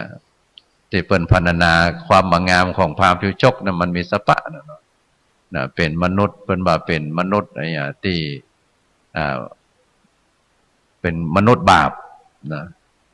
บางงามแล้วก็อายุนักรุ่นปู่เนี่ยนางมิตรดายอมไปอยู่เพื่อทดแทนบุญคุณของพ่อของแม่ตอบแทนอันนี้เป็นกตัญญูและยอมไปอยู่กับพราหมณ์ชูชกหมู่พราหมณ์นางแล้วก็ปฏิบัติดีอุปถากประถมดูแลพราหมณ์ชูชกทำหน้าที่4 ภรรยาไปอยู่กับหมู่บ้านพราหมณ์ทั้งหลายนางพรามณีทั้งหลายก็ปากันด่าว่าเยาะเย้ยถากถางสปะนางก็อดทนนะแม้จะถูกเหยียดหยามด่าว่าประชดประชันอย่างไรกับนางก็อดทนพอพราหมณ์ทั้งหลายเหล่านั้นก็ต่างไปว่าคือภรรยาของตัวเก่าว่าบ่มันบ่ขยันบ่ดูแลดูนางอมิตดาเป็นตัวอย่างสิก็ปากันโกรธแค้นนางอมิตดาเพราะนางอมิตดาว่าขออันก็พราหมณ์ชูชกก็ว่าขอให้นางอยู่กับพราหมณ์ชูชกเนี่ยต่อไปจะไปที่ไหนแบบเป็นยังปีจะไปเสาะคนใจมาเฮ้อก็เลยเข้าป่าไปเข้าป่านางวิดาว่าได้ข่าวว่าพระเวสสันดรเนี่ยมีลูกอยู่2 คนประจายคนแม่หญิงคนตอนนี้อยู่ในเขาในป่าไปขอลูกของพระเวสสันดรเนี่ยมาเป็นคนใจพราหมณ์ชูชกฮักนางมิตรดาก็เลยยอมเข้าป่าเข้าดงไป ไปขอกันหาชาลี เมื่อไปขอกันหาชาลีแล้วเนี่ยวันนั้นเทวดาดลใจนางมัตสีเข้าป่าไปขอไปเสาะลูกไม้หัวมันถ้าปกตินางจะปิกมาเจ้าแต่วันนั้นเนี่ยพราหมณ์ชูชกเข้าไปเพื่อจะขอส่องกุมารกุมารีทีนี้เทวดาก็ดลใจว่าพระเวสสันดรบำเพ็ญตานะบารมีถ้าว่านางมัตสีปิกไปตอนนี้เนี่ยถ้าไปปะอยู่นางมัตสีบยอมแน่นอนเทวดาก็จำแรงเป็นเสือเป็นสิงโตขวางทางเอาไว้จนทั้งเวลาค่ำมืดพราหมณ์ชูชกไปถึงปุ่นแล้วก็เมื่อไปขอกับพระเวสสันดรเวสสันดรก็ว่าจากนี้ตั้งใจว่าจะบำเพ็ญทานไผ่มาขออย่างหมดเมื่อเปิ่นมาขอลูกเนี่ยถึงแม้จะฮักลูกดังดวงจิตดวงใจแต่เพื่อโพธิญาณเพื่อจะบรรลุโพธิญาณก็ยอมตานลูกกันหาชาลีได้ยินปากันไปซ่อนอยู่ในสระน้ำเอาบัวปกหัวไปซ้อหาบปะพราหมณ์ชูชกก็ประชดประชันว่าได้ข่าวว่าพระเวสสันดรเป็นคนบำเพ็ญทานอันนี้แสดงให้สัญญาณให้ลูกลบพระเวสสันดรก็ไปที่สระน้ำก็อู้กับกันหาชาลีขึ้นมาป่อต้องการบำเพ็ญทานบารมีต้องการพระโพธิญาณลูกจะมาเป็นบุญสมปานส่งเสริมให้ป่อได้สมดังความตั้งอกตั้งใจถ้าป่อได้ตานลูกป่อได้บำเพ็ญทานบำเพ็ญทุกสิ่งทุกอย่างมาแล้วตอนนี้เป็นทานบารมีถ้าลูกจะให้ป่อได้สมปรารถนาก็ขอให้ขึ้นมาลูก2 คนก็ขึ้นมาพราหมณ์ชูโชคก็เอาเจือกเครือเขาเทาวันมัดแขนหลัก2 กุมารไปบ่ไปก็บุบตีเขี้ยนต่อหน้าพระเวสสันดรก็อดบ่ได้ไปกำถือพระขันคือดาบออกมาแล้วว่ามาบุบมาตีลูกต่อหน้าต่อตาทีนี้ก็ในที่สุดก็ข่มจิตข่มใจไว้ได้ก็อดกลั้นในสุดพราหมณ์ชูชกก็ปา2 กุมารไปนางมัตสีปิกมาที่อาสมมาเสาะหากันหาชาลีที่ไหนก็บอกปะห้องที่ไหนก็ปะนางให้ตัวเสาะหาลูกตัววันนี้แม่มาค่ำเพราะเองนั้นอย่างนี้นางห้องนางก็ไปต่อยมันค่ำมืดละเวสสันดรก็ปิดประตูอาสมนั่งสมาธินางก็ไปต่อยประตูไปเคาะประตูให้ห้องเวสสันดรบอกว่านางมาห้องอย่างมาค่ำมาคืนเฮาได้ตกลงเฮาได้สัญญากันไว้ก็ว่าเฮาจะบ่ยุ่งเกี่ยวกันเรื่องสามีภรรยาเฮาปฏิบัติธรรมความจริงพระเวสสันดรฮู้โดยญาณละก็เลยแกล้งว่าอย่างนั้นนางมัตสีก็บอกว่าบ่ได้อย่างนั้นนางเสาะหาลูกมาปะว่าลูกอยู่ที่ไหนพระเวสสันดรหันด้วยญาณตัวเองว่านางมัตสีนี่ฮักลูกฮักจนทั้งจะนิ้วได้ถ้าเกิดพระเวสสันดรได้โอนอ่อนผ่อนตามนางเนี่ยก็จะทำให้นางเป็นทุกข์นักพระเวสสันดรก็เลยแกล้งว่านางไปไหนมาค่ำมืดแล้วเนี่ยก็เตือนนี่มาเจ้าวันนี้มาค่ำมามืดนางไปมีจู้มีเจิงอยู่กับไผที่ไหนอย่างใดคือทำให้นางเกิดความสงสัยสังกาว่านางก็พยายามอธิบายพระเวสสันดรก็บอกฟังแสดงว่านางเนี่ยไปมีคนไปจู้มีเจิงลบไปอยู่ที่หั่นที่นี่ปล่อยลูกละลูกไว้บ่ห่วงเนี่ยเพื่อตัดให้นางบ่ได้กังวลในตรงนั้นนักลำไปจนนางมัตสีนี่ได้ให้จนทั้งสลบไปพระเวสสันดรก็ห้องขวัญเอาน้ำต้นคนโทมาหดมาลาดนางได้น้ำจุ่มเย็นก็ฟื้นสติขึ้นมาพระเวสสันดรก็เลยเล่าให้ฟังว่าเป็นที่ปีทำอย่างเนี้ยเพราะว่าปีต้องการพระโพธิญาณถ้าหากว่าได้บำเพ็ญธรรมได้บรรลุธรรมแล้วมันบ่ใจเพียงแค่ช่วยได้เฉพาะคนในครอบครัวในหมู่ในคณะนั้นจะช่วยคนได้ตึงบ้านตึงเมืองตึงโลกช่วยคนได้นักที่จะพาคนข้ามวัฏฏะสงสารได้นะ ก็เลยอธิบายนางมัตสีก็เข้าใจนางมัตสีก็ยอมเข้าใจและนางก็อนุโมทนาตัวต่อจากนั้นมาก็พญาอินทร์ก็จำแรงเป็นพราหมณ์มาขอนางมัตสีเพื่อจะลองใจพระเวสสันดรมาแล้วขอลูกไปแล้วเนี่ยถ้าขอเมียแหมก็จะก็ลองใจนะพระเวสสันดรก็เมื่อมาขอพระเวสสันดรก็ยอมตานนะตานที่สิ่งที่บุคคลตานบ่ได้นะตานลูกตานเมียตานบุคคลนั้นเป็นที่ฮักดังแก้วแก่นตาเพราะนั้นลองใจพระเวสสันดรยอมตานเพื่อหวังโพธิญาณนะเมื่อพระอินทร์ฮับไปแล้วก็เลยก็ว่าพระอินทร์มาลองพระอินทร์ก็เลยว่าอันนี้ขอคืนเพื่อจะได้ดูแลอุปถากพระเวสสันดรแล้วก็เรื่องราวต่างๆก็เข้าไปจนถึงปูนเมื่อชูชกปาสองกุมารเข้าไปจนถึงปะกับปู่กับย่าอันนี้เล่าลัดไปเนาะปู่กับย่าแล้วในที่สุดก็ปิกมาอัญเชิญพระเวสสันดรปิกไปบ้านไปเมืองเหมือนเก่าก็คือได้เนรเทศมาแล้วได้ปฏิบัติเจ้าบ้านเจ้าเมืองก็ตอนนั้นเพราะมันเกิดเหตุการณ์ที่เจ้าบ้านเจ้าเมืองกำลังบ่พอใจเพราะนั้นก็จะทำให้สถาบันเดือดร้อนจะทำให้ประชาชนมาอยู่เย็นเป็นสุขเมื่อพระเวสสันดรมาอยู่ปฏิบัติธรรมจนเวลามันผ่านไปเจ้าบ้านเจ้าเมืองก็ใจอ่อนละพอพระเวสสันดรจะปิกบ้านปิกเมืองเจ้าบ้านเจ้าเมืองก็แต่งถนนหนตั้งประดับประดาเหมือนกับที่เดือนยี่เป่งที่เฮา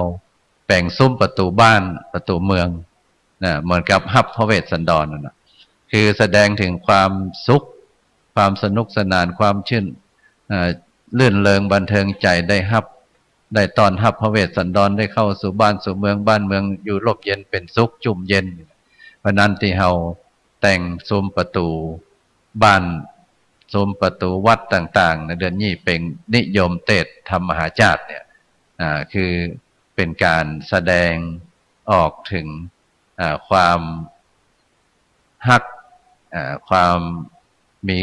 ความรื่นเริงบันเทิงใจนึกถึงตอนพระเวสสันดรเข้าบ้านเข้าเมืองเจ้าบ้านเจ้าเมืองตกแต่งประตูบ้านประตูจองประดับประดาด้วยดอกไม้ธูปเทียนจุดประทีปโคมไฟอันนี้ก็เป็นที่มาของการที่เราได้แปลงซุ้มประตูกันเพราะนั้นการฟังเทศน์มหาจาตุนี้จึงนิยมฟังกันในช่วงเนี้ยเดือนยี่เป่งเดือนยี่เพราะนั้นการเทศน์ธรรมวันนี้นั้นญาติโยมบางท่านก็จะเห็นว่า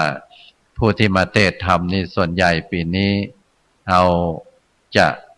เอาเนนเป็นส่วนใหญ่เป็นจะได้ถึงเอาเนนครูบาอาจารย์ที่ก่อนนี่ที่มาเทศน์อันนั้นเพิ่นจะเก่งกันเวลาเทศน์เสียงดีจังหวะจะโคนการออกเสียงสำเนียงต่างๆนี่ฟังแล้วม่วนทีนี้ทำเมืองเนี่ยการเทศน์ทำเมืองเนี่ยถ้าบ่มีการส่งเสริมคนรุ่นใหม่ก็จะบ่มีเวทีมันมีเวทีได้แสดงเพราะนั้นเหมือนการฝึกให้ลูกพระลูกเนนได้มีเวทีได้ขึ้นมาเทศน์แล้วก็ให้ฟังบางคนก็เทศน์บางคนก็เทศน์ดีบางคนก็กำลังฝึกฝนอยู่เฮาเหมือนกับเฮาได้ส่งเสริมเพิ่นนะนอกจากได้บุญได้กุศลแล้วได้ส่งเสริมเพิ่นตัวเพราะนั้นเวลาฟังเทศน์แค่นะโมตัสสะภะคะวะโตอะระหะโตสัมมาสัมพุทธัสสะนี่ฝึกได้เป็นอาทิตย์2อาทิตย์นะโยมไม่ใช่ว่าได้นะโมตัสสะภะคะวะโตนะโมบ่ได้ละอาจารย์ได้ไปสอนบ่ได้เนี่ยไปฝึกว่าใหม่เนี่ยมันไม่ใช่นาโมมันเป็นนะโมนะโมตัสสะภะคะวะโตอะระหะโตสัมมาสัมพุทธัสสะอีกว่าอะไรล่ะเป็นทัสสะเปิ้นจะเอาทุกจังหวะว่าไปถูกไปว่าใหม่นะโมบางคนฝึกได้2อาทิตย์เอามาว่าให้ฟังใหม่นะโมบ่ได้นะโมตัสสะภะคะวะโตอะระหะโตสัมมาสัมพุทธัสสะเพราะนั้นเวลาเทศน์ถ้าอันนี้แต่ในบางทีเนี่ยเมื่อนั้นแลอันนี้เพิ่นว่ากรรมบ่ตาย เพราะนั้นเมื่อนั่นแลเราจะต้องนั่นเหมือนนักร้องเวลาจะฝึกต้องออกเสียงเมื่อนั่นแลบางทีถ้าเป็นเนนที่กำลังฝึกบางทีจะว่ากรรมมาตายคำว่ากรรมมาตายก็คือมันว่ามาเหมือนกับเมืองแต่เมื่อนั่นแลเป็นเมื่อนั่นแลเป็นนั่นบางทีเป็นนั่นเราจะเรียกร้องเพราะนั้นจะใจคำว่าเราบ่มจะบอกคำว่าเฮาเนี่ยเป็นต้นอันนี้ยกตัวอย่างเพราะนั้นจะต้องว่ากรรมให้มันตายแล้วฟังให้มันรู้เรื่องเป็นจังหวะเพราะนั้นการเทศน์ธรรมมหาจารย์นี่หนึ่งจะต้องเป็นคนที่มีความฮักในการเทศน์นะสำเนียงก็แตกต่างกันเนี่ยเหมือนกับพระเนนที่อาราธนาธรรมอันนี้เป็นสำเนียงตั้งเชียงไฮ้เนี่ยถ้าเชียงใหม่เป็นแบบหนึ่งนะเทศน์เพราะนั้นเขาจะได้ฟังหลากหลายนะแต่ว่าจุดประสงค์อันเดียวกันคือเทศน์ธรรมเพื่อรักษาอันหนึ่งเพื่อเอาเนื้อหาสาระของธรรมเก็บเอาแก่นมาประพฤติปฏิบัติสองเป็นการรักษาประเพณีวัฒนธรรมสามทำให้เกิดความรักความสามัคคีแล้วก็ทำให้เกิดความมั่นคงนะอันนี้แล้วก็ประการที่สี่คือเป็นการสนับสนุนส่งเสริมให้ลูกพระลูกเนนได้ฝึกหัดขัดเกลาต่อไปก็จะได้มีความเชี่ยวชาญชำนาญแล้วก็รักษาธรรมมหาจารย์เนี่ยบ่ให้มันสูญหายไปในกู้บ้านกู้เมืองของเรานี่ก็เป็นแบบเมืองเหนือของเราถ้าเป็นภาคกลางก็เป็นเตดแหล่ถ้าเป็นอีสานก็ให้แบบหนึ่งแล้วก็ธรรมมหาจารย์นี่เป็นธรรมเวลามีเฉลิมพระเกียรติหรือเฉลิมฉลองอะไรเกี่ยวกับเจ้าฟ้ามหากษัตริย์นี่เปิ้นจะเนี่ยนิยมเทศธรรมมหาจารย์อย่างสมเด็จพระเทพพระราชสุดาสยามบรมราชกุมารีเนี่ยถ้ามีเทศที่พระมณฑลพระองค์จะเสด็จไปฟังเพราะพระองค์ท่านจะฟังธรรมมหาจารย์บางทีก็มีผู้แทนไปด้วยเป็นธรรมเกี่ยวกับเจ้าฟ้ามหากษัตริย์เป็นธรรมสูงเพราะมีธรรมะนักหนาปาป้านหลายข้อที่จะเอาไปปฏิบัติได้เพราะนั้นวันนี้ญาติโยมมากันตั้งแต่เจ้าอาตมาก็ตอนแรกก็ว่าจะน้อยเดียวก็เลยยาวไปน้อยก็สรุปให้ญาติโยมทั้งหลายฟังว่าเอามาฟังวันนี้นอกจากเขาจะได้อย่างหลายๆอย่างที่สำคัญคือเขาได้ธรรมะคำสอนของพระพุทธเจ้าเอาไปเป็นแนวคิดเป็นข้อปฏิบัติก็ต้องขอบคุณ กราบขอบพระคุณพระเดชพระคุณหลวงพ่อพระธรรมเสนาบดีเจ้าวาดพระธาตุดอยสุเทพวรวิหารเจ้าหน้าภาค7ตีอนุเคราะห์ให้มีการถ่ายทอดสถานีวิทยุคลื่นพุทธศาสนาและจริยธรรมจังหวัดเชียงใหม่ FM 96 เมกะเฮิรตซ์แล้วก็นอกจากนั้นมีท่านพระครูประหลัดสุเดชสิริสุวรรณโนผู้อำนวยการคลื่นพุทธศาสนาเนี่ยเป็นคนกำกับดูแลคลื่นนี้อยู่แล้วก็แถมสถานีหนึ่งก็คลื่น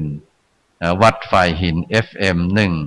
104.5 เมกะเฮิรตซ์โดยการอนุเคราะห์ของท่านพระครูปริยัติยานุศาสตร์หรือท่านอาจารย์ดร.พระมหาสวัยรองเจ้าหน้าอำเภอเมืองเชียงใหม่โดยมีท่านพระครูวิสุวัตรผู้อำนวยการสถานีเป็นผู้กำกับดูแลตลอดจนเจ้าหน้าที่ที่มา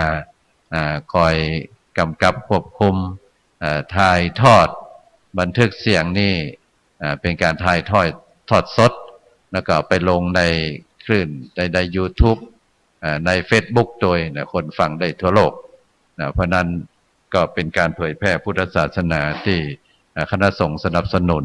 ได้รับความเมตตาจากทั้งสองท่านก็ต้องกราบขอบพระคุณ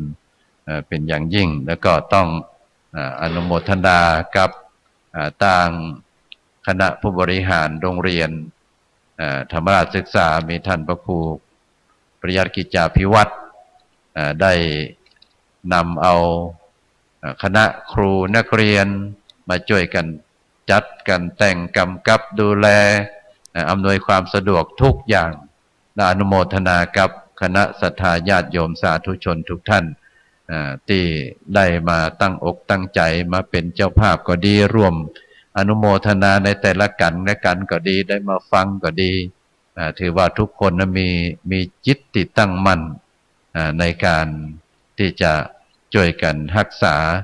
สืบทอดประเพณีวัฒนธรรมอันดีงามมาไว้แล้วก็ช่วยกันสนับสนุนส่งเสริมลูกพระลูกเนนให้ได้ฝึกได้ฮัดได้เทศช่วยกันสืบต่อกันไปแล้วก็ขออานิสงส์ผลบุญที่เฮาทั้งหลายได้ร่วมกันทำบำเพ็ญตั้งแต่เจ้าได้มาปกห่มรักษาทุกท่านทุกคนได้อยู่ดีมีสุขนิราศกาดแก้วจากทุกโศกโรคภัยพยันตรายทั้งหลายทั้งปวงให้เจริญด้วยอายุวันนะสุขภาละปฏิภาณธนสารธรรมสารสมบัติให้รุ่งเรืองด้วยลาภยศสรรเสริญสุขจงทุกประการเทอญสาธุพระเดชพระคุณหลวงพ่อพระเทพสิงหวราจารย์หลวงพ่อเจ้าวาดวัดพระสิงห์วรมหาวิหารได้กล่าวสมโภชนิยกถาปรารภกันแสดงพระธรรมเทศนาเนื้อมหาชาติเวสสันดรจาดก13 กันและก็กล่าวอนุโมทนาในกุศลและเจตนาของศรัทธาญาติโยมที่ได้มาร่วมทำบุญทำกุศลที่วัดพระสิงห์ในวันนี้ตลอดทั้งวันทั้งคืนหลวงพ่อได้ให้โอวาทข้อคิดเป็นที่เรียบร้อยแล้วศรัทธาญาติโยมท่านสาธุชนทั้งหลายเขาจะได้ร่วมกันแผ่เมตตาลาพระรัตนตรัยอิตังตานากรรมังนิพพานาปัจจยโยนทุโนนิจจังอิตังศีลกรรมังนิพพานาปัจจยโยนทุโนนิจจังอิตังภาวนากรรมังนิพพานาปัจจยโยนทุโนนิจจังยังกินเจกุสลังกตพังกัมมังสัพเพหิกเตหิกตังปุญญังโนอนุโมทันตุสุนันโตตุเยเตวะอาสมิงทาเนอาทิกากาทิกายุกาสัตตาหนตุสัพพสัตตานังสุขีอัตตานังบาลิหารันตุมาตาปิตาสุขิตาหนตุทุกขปามุญจันตุสัพเพญาตากาสุขิตาหนตุทุกขปามุญจันตุสัพเพอัญญาตากาสุขิตาหนตุทุกขปามุญจันตุสัพเพปิสาสัพเพ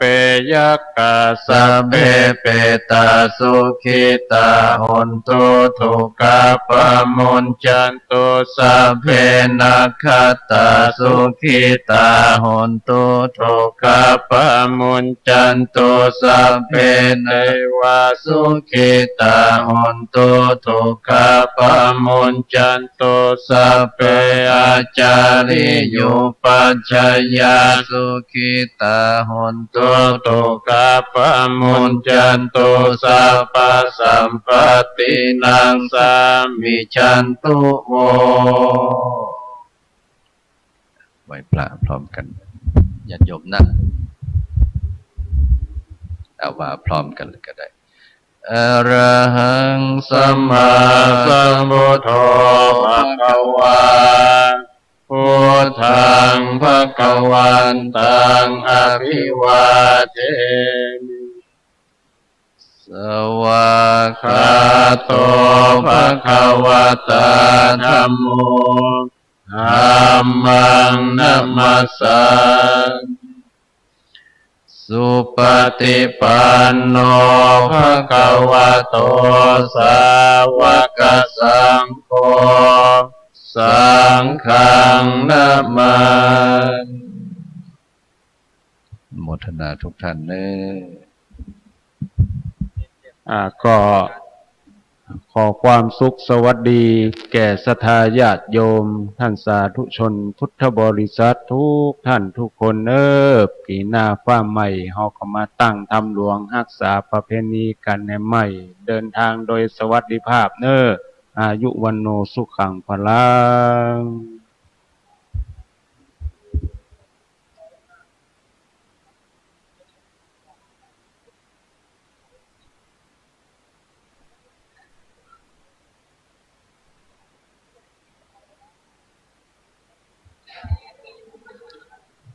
โอ้ไผจะบันทึกภาพตัดที่นี่ก็ได้